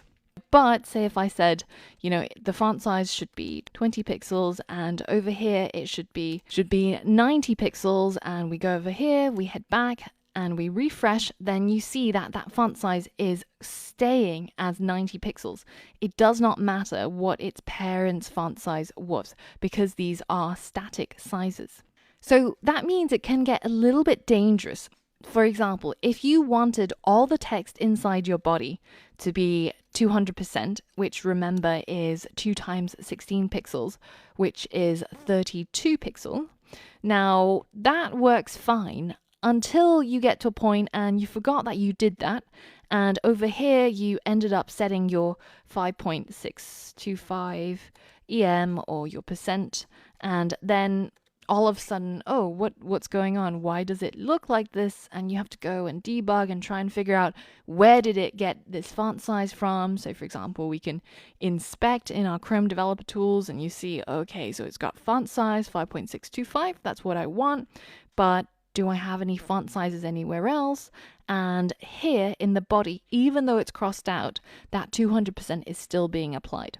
So in order to avoid this, one of the things that we got in the latest version of CSS, which is the version that we're using currently, or the version that I'm teaching you about, is CSS 3. And inside CSS 3, there is something called the REM. And that refers to the root EM. So that means ignore all of the parent settings for the font size and just set it to this relative to the root. So that means that it doesn't matter what we've done here or in its enclosing containers or parents, it will be 5.625 times 16 pixels as long as we add the R in front of the EM. So if we hit save and we head back over to our website, hit refresh, then you can see that we still get that size that we wanted, which is the 5.625 REM. So the beauty of the root EM is that it does not get affected by upstream size changes. And it means that it's easier to debug and it's less likely that something will go wrong. So when sizing text, my personal recommendation to you is to use REM instead of EM or percentages or pixels, because that is the most adaptable and also the most reliable and least error prone. So now if we head back over to our site and refresh and also change our font size in our preferences back to the medium that's recommended, then you can see that we've got the exact size that we were looking for, which is the same as the 90 pixels that we specified. But this is done using REM rather than EM or percentages. Now here's a challenge for you. We want to change the size of this part which says A Programmer. Now at the moment, A Programmer is inside a paragraph tag. Now we've got several other paragraph tags on this page, so we don't want to change the size of all of them. So first, I want you to change this element from a paragraph element into an H2 element. And I want you, as a challenge, to set the font size of the H2 to be equivalent to 40 pixels. But I want you to do that using REM. So pause the video, go ahead and see if you can figure it out. So that's pretty easy to calculate. So our target is 40 pixels for the font size. And we know that 1 EM is 16 pixels. So we can simply divide 40 by 16 and we end up with 2.5. So it'll be 2.5 REM in order to achieve the equivalent of 40 pixels for the font size of our H2. So let's go over to Atom and implement that. So inside our H2, let's go ahead and set the font size to 2.5 REM, hit save and refresh, and voila. We've now got a much larger subtitle and heading by changing the font size. So if that was confusing at all, make sure that you rewind and rewatch some of the parts where we spoke about dynamic font sizing and how it all worked. But now there's just one thing that I want to change about the layout of this website. I would love for this H1 to have a little bit more padding from the top so that it gets pushed down more towards the center of the page. So we can do that by simply adding a 50 pixel margin to the top of our H1 rather than having it as 0 pixels. So let's go into Atom and change the margin top to 50 pixels. This is what we end up with. Now, with margin top and padding and all of those other things where we specify a size, you can also use the EM, the REM, or the percentage values. But in this case, I actually prefer to stick to using pixels because it's more precise and it's much easier to see what's going on when you inspect it in using the box model. So that's just a personal preference and it's a stylistic choice of your own. So if you want to use REM or EM or percentages, that's absolutely fine as well. And it works exactly the same way as we mentioned with the font sizing. So basically, as long as you insert a 50 pixel equivalent margin, then we should end up with something that looks a little bit like this. Now, there's one more thing that I would like to change here after we've specified our font sizes, and that's to have a little bit less space between the H1 and the H2 here, because at the moment, if I hit inspect, you can see that the H1 has a significant amount of margin before and after, and I would just like to get rid of that bottom margin. So instead of specifying the margin top, we can just specify a margin using the circle shorthand. So we start off with the top, which is going to have 50 pixel margin. Then we go to the right, which I'm going to keep as auto to keep it centered. Then we get to the bottom, which I want to be 0. And finally, we have the left, which I'm going to leave as auto as well. Now, if we hit save and we head back and close down our Chrome Developer Tools, and now we hit refresh, you can see that we've got a little bit less space between the H1 and the H2, and it just looks a little bit more put together. Now, these are all minor tweaks, and it's totally up to you if you want to implement them or not. I'm just adjusting it to my eye. Now, in the next lesson, I've got a number of challenges for you, and I want you to use the developer docs on MDN or on W3 Schools in order to figure out what these properties are and how you should set them. But you should be fully equipped in order to discover some of these other font-related properties that I want to talk about. So head over to the next lesson and complete the challenge. All right, so how did that go? Well, the first thing that we wanted to change was the font color, and we've actually looked at this before, but if you don't remember, it's always a good idea to head over to Google and simply say font color CSS, and if you prefer MDN or W3 Schools, then just enter that as well, and the first thing we get is the color property, which sets the foreground color value of an element's text content.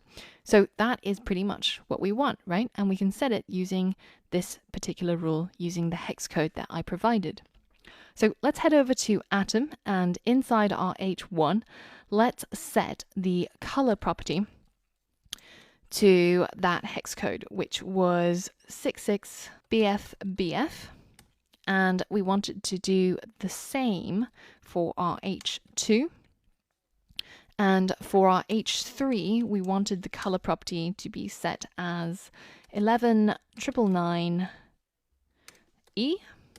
So now let's hit save, and we can already see the previews of our colors, which is roughly what I expected. So now if we head back to our website, hit refresh, our website is starting to look very, very nice now. And we've styled some of our titles to the colors that we were looking for. So the next one we were looking for was the font weight. So let's search for that and see what we get. All right, so we've actually got a property called the font weight, and you can see there's a whole bunch of ways that you can specify the weight. For example, the keyword values or the actually numeric values. So in our case, we actually wanted the keyword normal simply in order to get rid of this bolding here and to de-emphasize this subtitle. So let's head over to the H2 and let's go ahead and add our font weight over here. And we wanted to set it to normal. So hit save, hit refresh, and there we go. Now it's a little bit lighter in its weight and it looks just a little bit more together. And we've gotten rid of that pre-specified font weight, which was determined by our browser, where it set it to bold. So now the next one is the line height. So let's go ahead and set our line height for our H1 over here. So line height, we can specify it using a number. So 1 would be the default, and 2 would be double height. Now, the important thing to remember about line height is that the preferred way of specifying line height is to give a single value without any units. And in our case, we're going to change it to 2. So let's hit save and let's see what that looks like. So that will increase the space between whatever is on top of the text of the H1 here and whatever is below it. Now, in my case, I don't actually really like the way that looks, but if this more spaced out look is what you like, then feel free to keep it this way. But I'm actually going to get rid of this after we've shown exactly how it works. Now, our website is coming along really nicely, and feel free to tweak around the layout or the positioning of any of the elements that you see on our front page here and make it look the way that you want it to. Now, in the next lesson, we're going to learn about the final positioning system, which is floating. And we're going to use what we learn in order to position our skills blocks to make it look much nicer than the way it looks right now. So for all of that and more, I'll see you on the next lesson. Now, we're getting really close to the end result now, and all we need to do is start getting our skills section laid out in a way that looks a little bit better than this.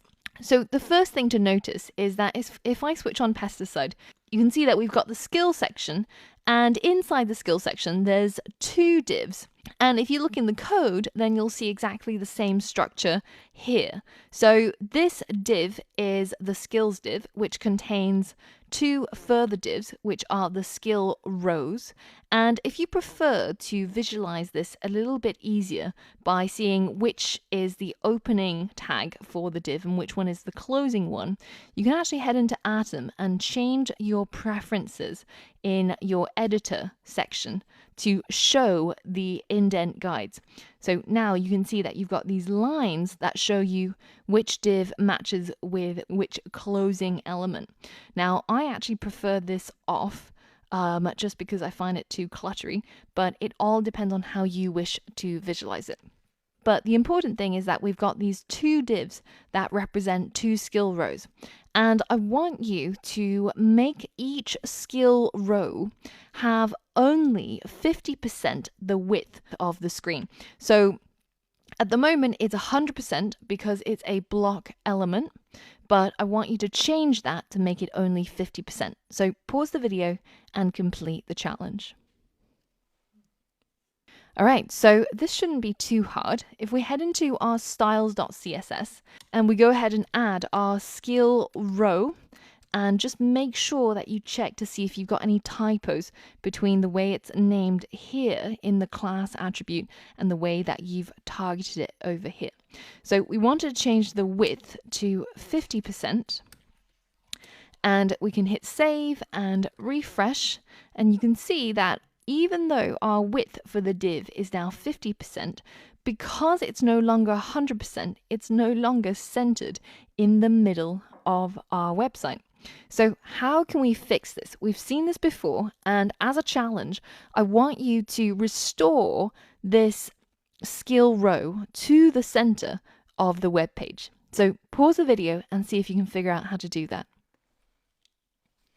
So as we've seen before, the way that we achieve this is by setting the margin to be auto on the left and on the right.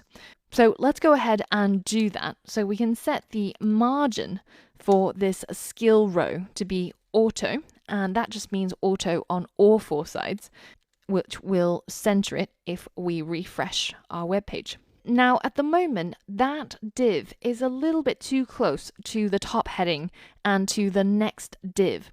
So how can you change the margin property so that we end up with a 100 pixel margin at the top and a 100 pixel margin at the bottom, but keeping this margin auto on the left and right? Pause the video and see if you can complete this challenge. All right, so this goes back to the circle shorthand. So if we start from the top, as we always do, we're going to add a 100 pixel margin at the top. Next, we come clockwise to the right, which we want to keep as auto. Next, we go down to the bottom, which we said again we want 100 pixels margin. And finally, we have the left, which we are going to set as auto.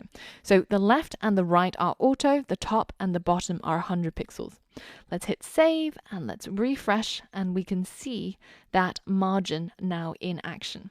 Now, the next thing that I want you to do is I want this text, both the part for the design and development as well as the description text, to be left aligned. So can you figure out which property you need to change and where in order to make that happen? So pause the video and complete the challenge.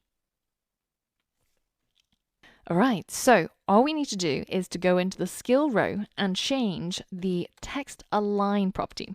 Remember, we changed this previously to make the text center aligned for most of the body, and that in itself aligned the images to be centered as well as all of our text. But in this skill row here, we want the text to be left aligned. So we can change that value to left, and that will override the center text align in the body. So now if we hit refresh, you can see that our text inside the skill section is now left aligned, but outside of it, it's still center aligned. Now, the next thing I want to do is to make the paragraph, so the text in here, a little bit more spaced apart by changing the line height. So can you double the line height by changing the line height property? So pause the video and complete the challenge. All right, so in this case, we're again going to be inside the skill row and we're changing the line height property to 2. And remember, in this case, we don't actually have any units and we're simply specifying a scale. Let's hit refresh and you can see that our text is now a lot more spaced out and much easier to read. Now, the last thing I want to do before we look into the positioning of our skill row is we need this image to be a lot smaller. So go ahead and change the width of the image to 25%.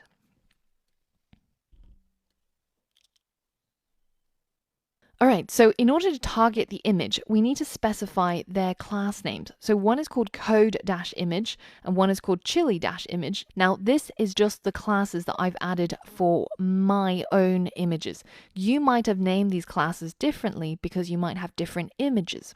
Just check what you have as your class name before you start implementing this and make sure that it works. So I'm going to cluster that with the other images. And the first one is called code-image. And I want to change the width to 25% of its parent.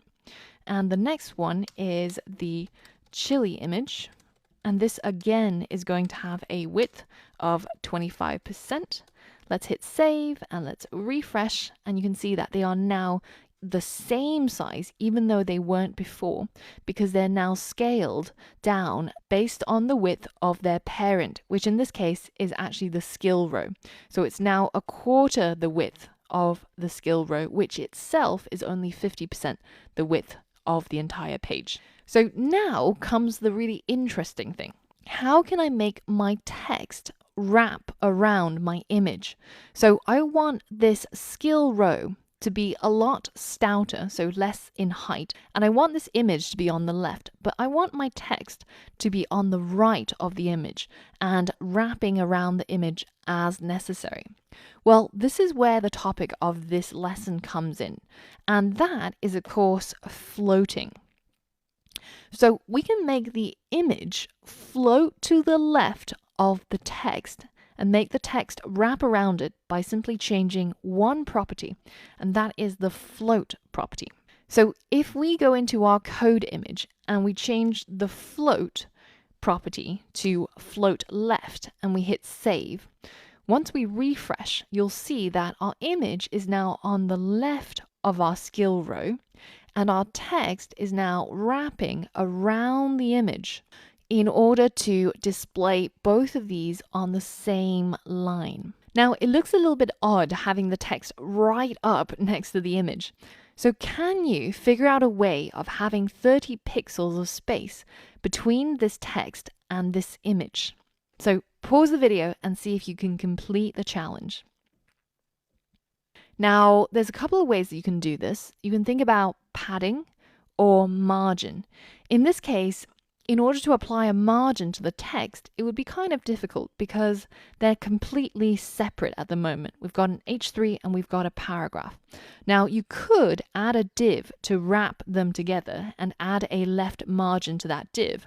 But what's much easier is to simply add a margin right to our image. So let's head into our code and change the code image margin right property to 30 pixels. And once we refresh, you'll see that our image now has a bit of space between it and the text, because it's wrapping around and now it has less width to be displayed, it's actually taking up the full width of that div, and this looks a lot better than previously.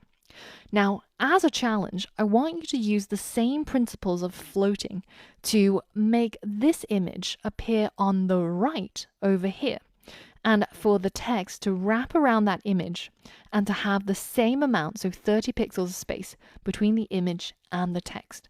So pause the video now and see if you can complete this challenge.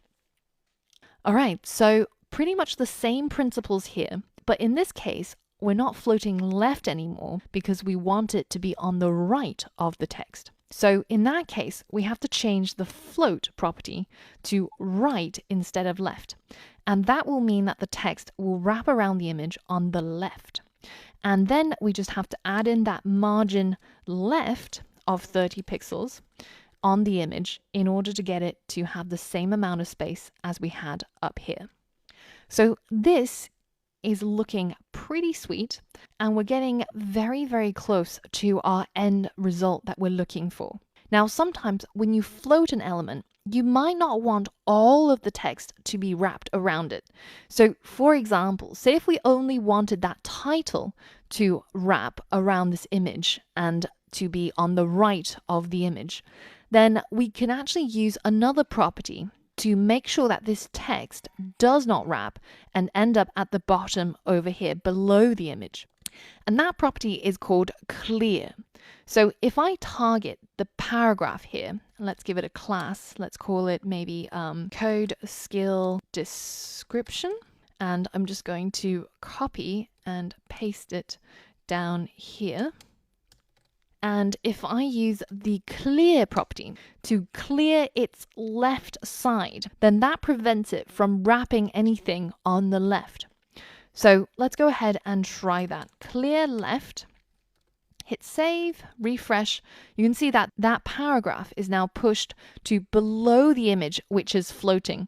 But that heading, that H3, is still wrapping around the image that's floated to the left. If you think about clear as almost like the anti-float, then that starts to make a little bit more sense. So we're saying that float this image to the left and all text will wrap around it on the right. But for this paragraph, we said to clear its left, which means make sure that that left margin is clear and not wrapped around anything. Then that basically prevents it from carrying out the default behavior. Now, as a challenge, can you make this paragraph appear below this image rather than wrapped around it? Pause the video and see if you can complete this challenge. All right, so it's exactly the same concept here. Now, let's go ahead and just give that paragraph a class. Let's call this chili skill description. And again, I'm going to copy it, save the file, and paste it down here. And of course, remember that dot in front because it's a class. And in this case, I still need to use clear, but I have to clear its right side in order to make sure it doesn't wrap around the image. Because you can see that if I tried the same thing and I cleared its left side, nothing changes because it's not wrapping anything on its left.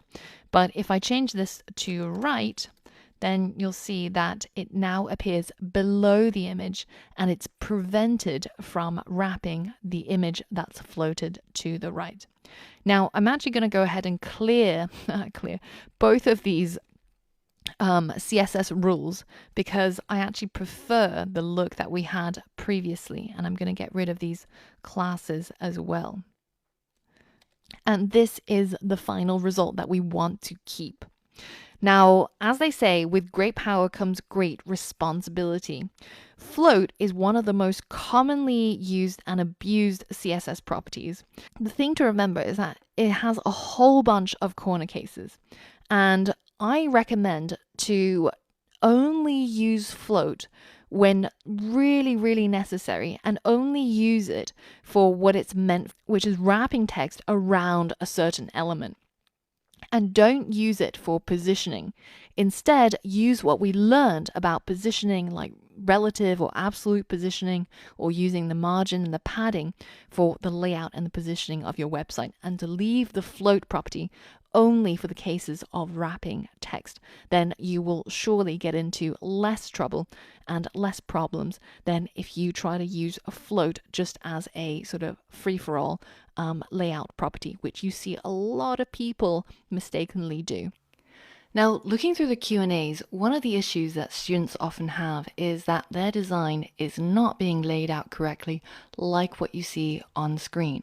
And one of the most common reasons is because they're using different text, more specifically a different length of text. So here you can see there's quite a lot of text. And based on that, our CSS styling is making it appear like this. But if you had only one sentence or only a few words, then you might see the images being slightly out of place.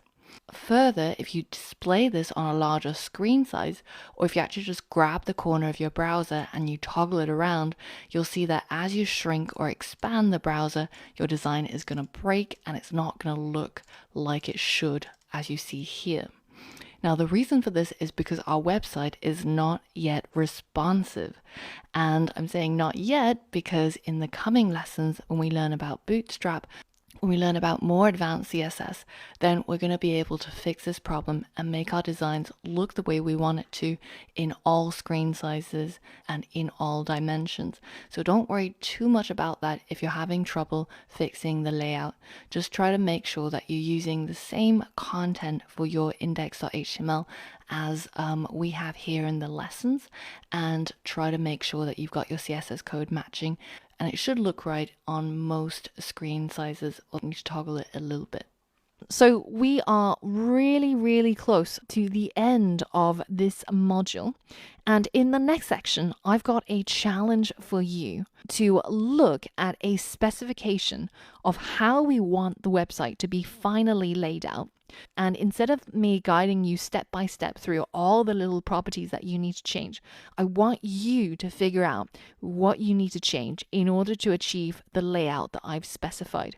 So in the next lesson, you'll see text instructions for you to complete the final big challenge and get this website looking beautiful. So for all of that, I will see you on the next lesson.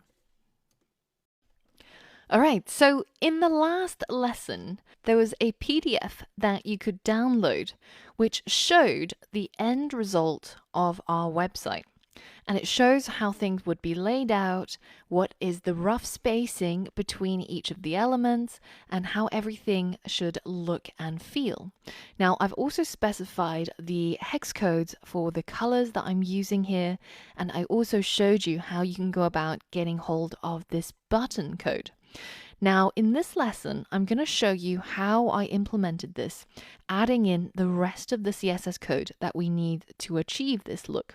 Now, it might just be that your code, based on what you estimated visually, is a little bit different from what I'm going to type. That's not a problem at all. Now, you can either follow along with what I'm doing in the solution, or you can simply watch it just to see if you got the broad strokes right. For example, how did you implement the horizontal rule, or how did I get this bottom footer section to look like this? Now, it doesn't matter if your website looks similar to mine or not. In fact, I encourage you to personalize your website, but I want you to be able to achieve the layouts that I've specified.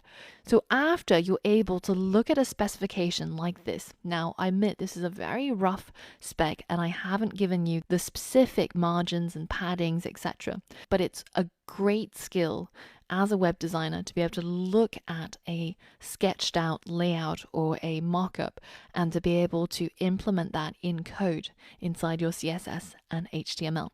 So let's get going, and feel free to follow along with me or just watch the solution video to see how to do something that you couldn't figure out. So the first thing that I'm going to change is that I'm going to change the body text color to a slightly off black, and that's the color I specified here, 40514E. So let's head over to our body and let's add that font color here.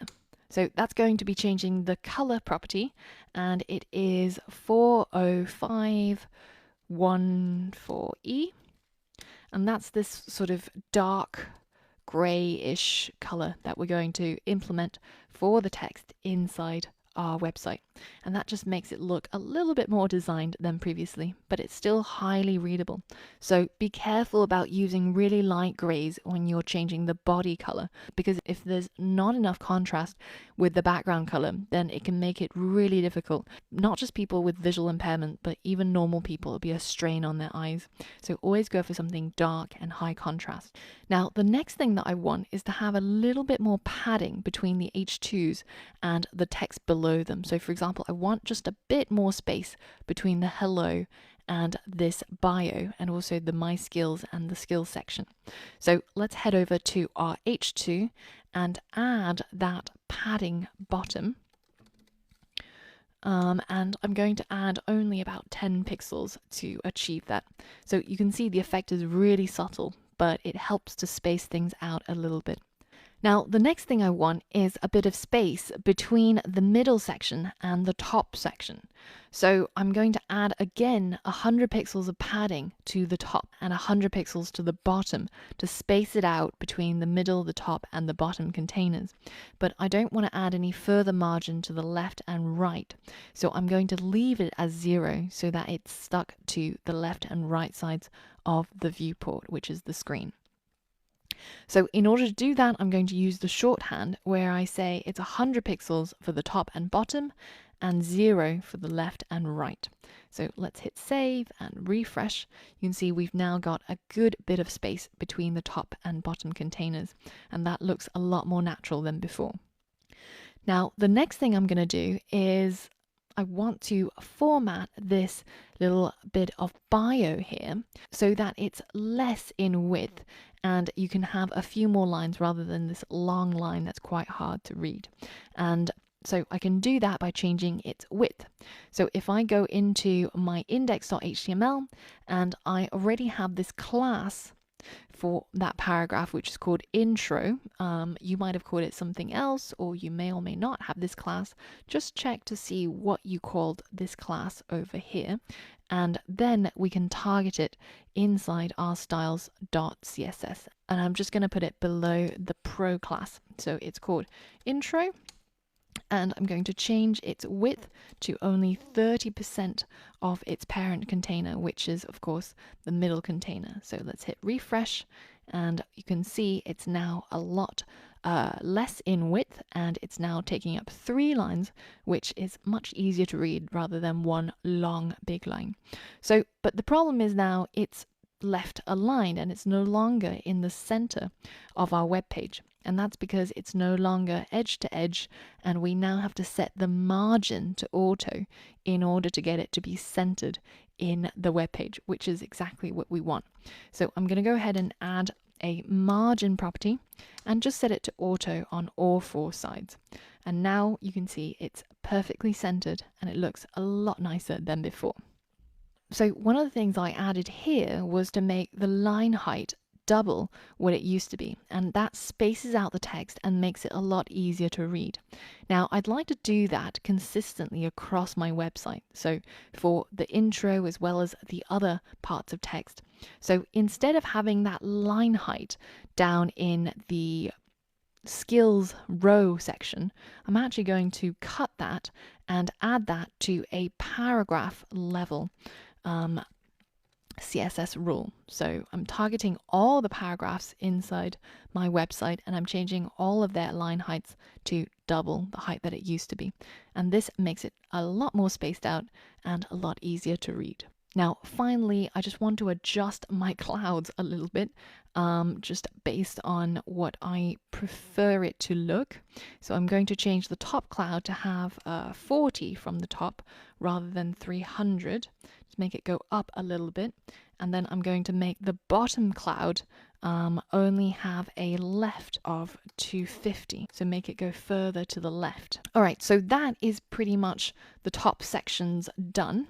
Now the next thing we need to look at is this horizontal rule. And at the moment it's looking a little bit ugly, but as we did previously, we managed to get these little gray dots to show up as the horizontal rule, separating the sections instead. And that's what we want to do here also. So let's go ahead and target the horizontal rule. So remember, because it's a HTML element, we're going to put it with the other HTML elements. And we're going to first change the border so that it has a dotted style.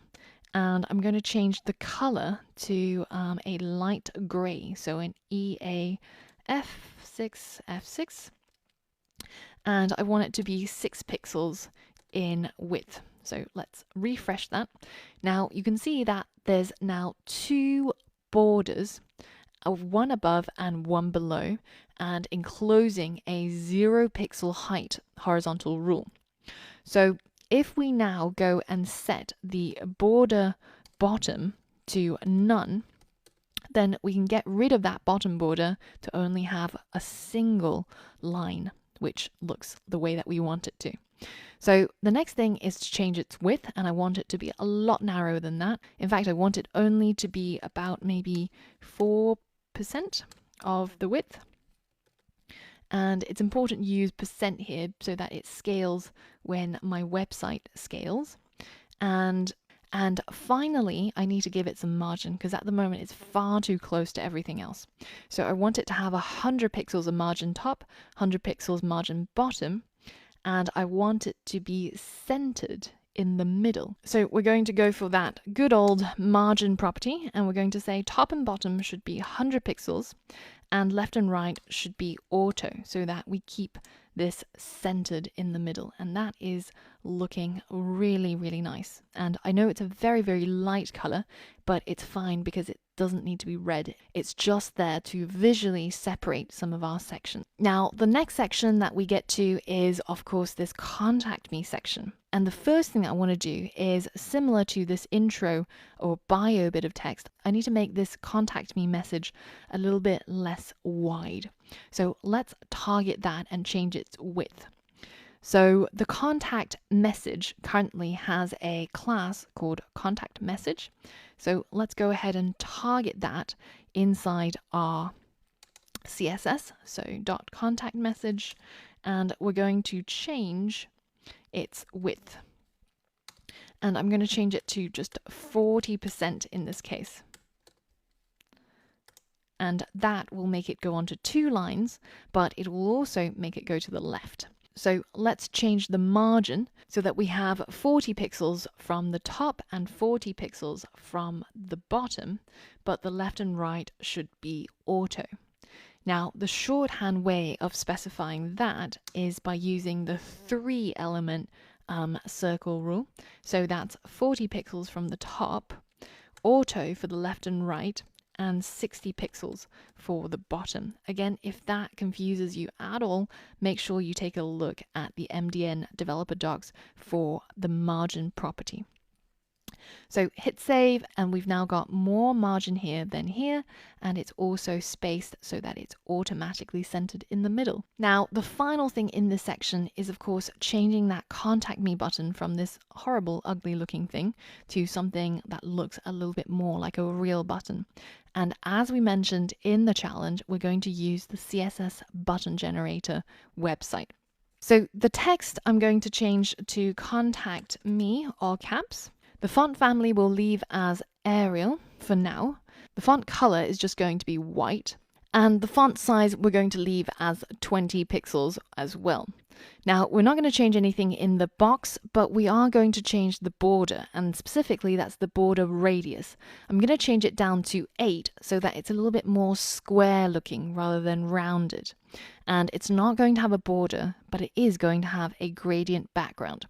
And the starting color for our gradient is going to be 11 CDD4, and the end color is going to be 11999E. And for our hover or rollover state, we're going to start the gradient at 30E3CB, and we're going to end at 2BC4AD. All right, so now you can see that when you hover over it, it's a little bit lighter to shade of green. So that looks pretty nice to me. And this is the automatically generated CSS code based on all of those options that we've selected. And we can now just copy it wholesale and paste it into our CSS over here. Now, if you take a look at our anchor tag for our contact button, you can see it has a class of BTN, and that matches perfectly with the class that we get back from CSS3 buttons generator, and that means that it will be able to target it without a problem. Now, the only thing that I want to change here is I want to change the text so that it fits in with our font family that we've set for the entire website. So I'm going to change the font family from Arial to Montserrat. And now if we hit save and we go ahead and refresh our page, then you can see that we've got that beautiful button that we've implemented without very much work at all. All right, so now we're finally ready to tackle the bottom section, which is basically our footer that you'll see on most web pages. Now, the first thing that we want to do is we want to change its background color so that we can see the difference between the footer and the middle section. So find the bottom container and let's go ahead and change its background color to the color that we've been using for a while now, which is 66BFBF. And let's hit save and refresh. You can see we've now got this bottom section highlighted and separated from the rest of the content. Now, why is there this gap between the bottom of our page and the bottom of our footer?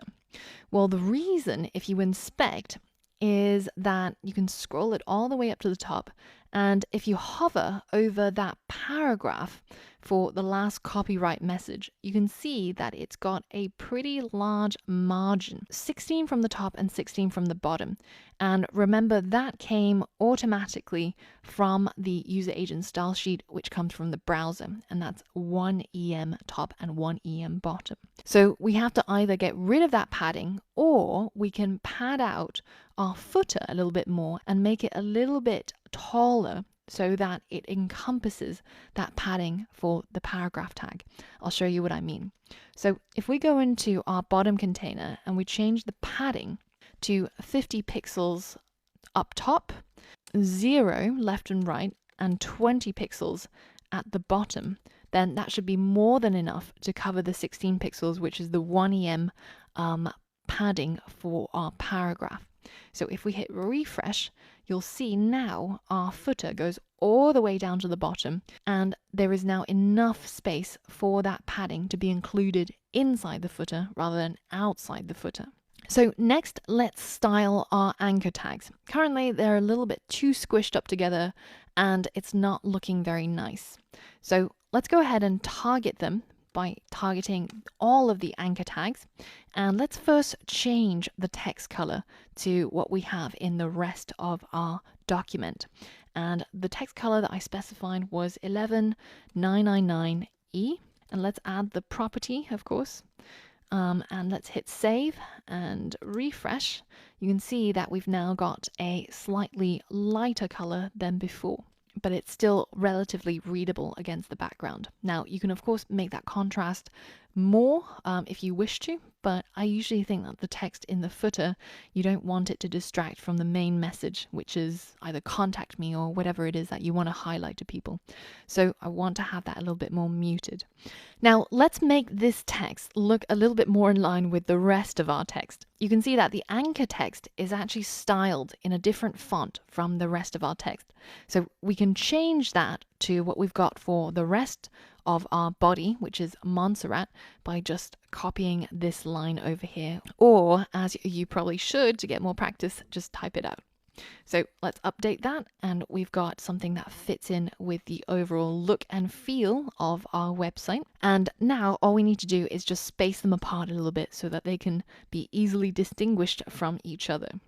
So to do that, we're going to have to add a little bit of margin to it. And I'm going to add a 10 pixel top and bottom margin and a 20 pixel left and right margin to give it more space away from each other. And this way we can click on each one individually without having them all mushed together.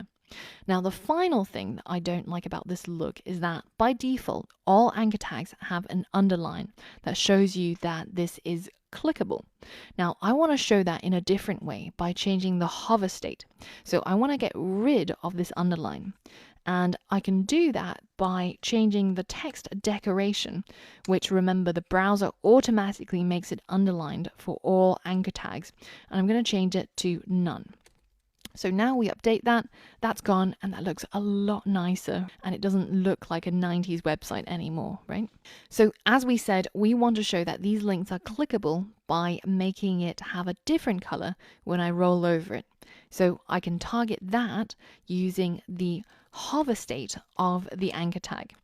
And if you remember that we spoke about these pseudo classes a few lessons ago, and if you're confused about this at all, then be sure to check out those previous lessons on the CSS selectors.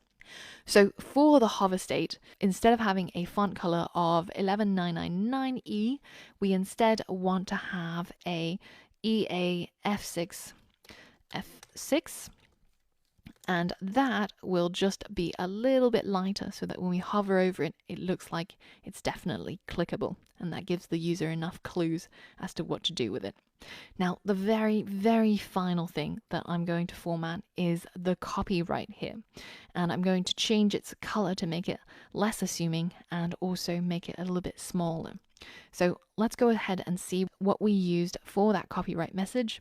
We used the class copyright. So let's go into our styles.css, find the part where we had the text, and let's go ahead and select the copyright message and change its color to the same as we had for our anchor tag rollover state, which is EA F6. Hit refresh, you can see it's now this lovely light white color, and then we're going to make it a lot smaller. So we're going to change the font size to 0.75 rem, so that's 75% of 16 pixels, and it's now less important and it's taking up less space as well. Now finally, I want to give it a little bit more padding from the top and the bottom, so I'm going to change its padding to maybe 20 pixels top and bottom and 0 pixels left and right, so that it goes all the way to the end, and that way it's got a little bit more separation from the top, and this looks a lot nicer than before. So that's all the changes that I had to make in order to fully recreate our specification here. Now, if you had any problems such as implementing the buttons or changing the horizontal rules, then be sure to try and fix it using this solution. Now, at this stage, if you're happy with everything that we've spoken about, feel free to go ahead and completely change or personalize this website, change the color schemes, change the layouts to whatever it is that you prefer. But this is the live website, and the next step is, of course, make it hosted on GitHub so that your personal site is live and you can share it with your friends and your family or show it to anybody who might want to employ you. So that's all for this section. But in this module, we learned a lot about CSS and styling and positioning and layout, changing the text, changing the colors, making text wrap around images, how to create hover states, and loads more. So if any of this is not apparent immediately, it might be worth reviewing some of the more difficult concepts, for example, the positioning and the difference between absolute and relative, or you can simply just go ahead and start creating a web design of your own fancy that you've designed pencil and paper and try to solve those problems by doing. So that's all from me in this lesson. I'll see you on the next lesson.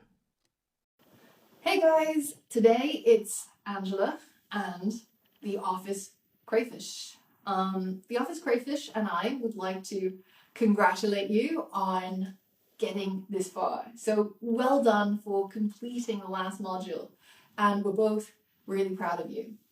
Now, today I want to talk about something that I've heard students say a lot. And, you know, it's this idea like, maybe like I'm not cut out for programming. Maybe like I just wasn't born with the particular brain that it requires to think in this way. Maybe like this is just not for me.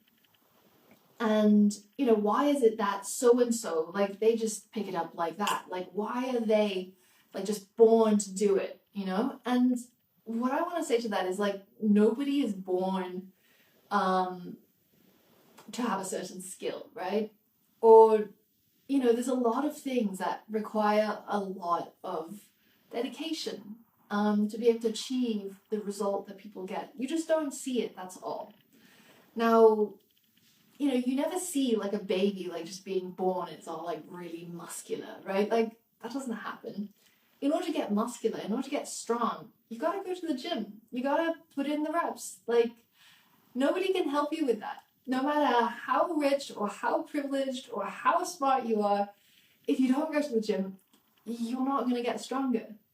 And it's the same with a lot of other skills. You know, like with programming, I would bet that there is no one programmer who you can find who hasn't done the work. Like, you don't just show up on your day one and you're like, wow, I know everything. That doesn't work. And in most cases, like, you know, people often hide like the hard work that's required in order to get to where they are. Like, if you think about the game Pokemon Go, like, do you remember that from like a few years ago? How it just blew up overnight? And literally everybody who was walking around was playing Pokemon Go, I swear. And the newspapers were saying like, oh, overnight sensation Pokemon Go, and it's like, you know, the creators stumbled upon like some sort of pot of gold. But actually, like, do you know how many other games that Niantic and the founders of Niantic have built before that? Like, how many have failed and how many were just kind of meh, like, until they had this big moment? We don't see that, but it doesn't mean it doesn't happen, right? So, in order to get good at something, you gotta show up. You gotta put in the hours, and then you'll get the results that you deserve. And in fact, you know, like, if you suddenly just like win the lottery and you get something that you haven't really worked hard for, you don't really cherish it. Like, if somebody gives you a gift and you didn't have to work hard for it, it's not the same as the thing that, you know, you worked a whole summer for, like washing dishes. Like, I certainly remember that. Like, that thing that you buy is so different from something that somebody just like gives you. So put in the work, put in the effort, and the results will happen, I promise. And I'm here for you, and I'm here cheering you on. I believe in you, and I think you're going to do great. So just keep going.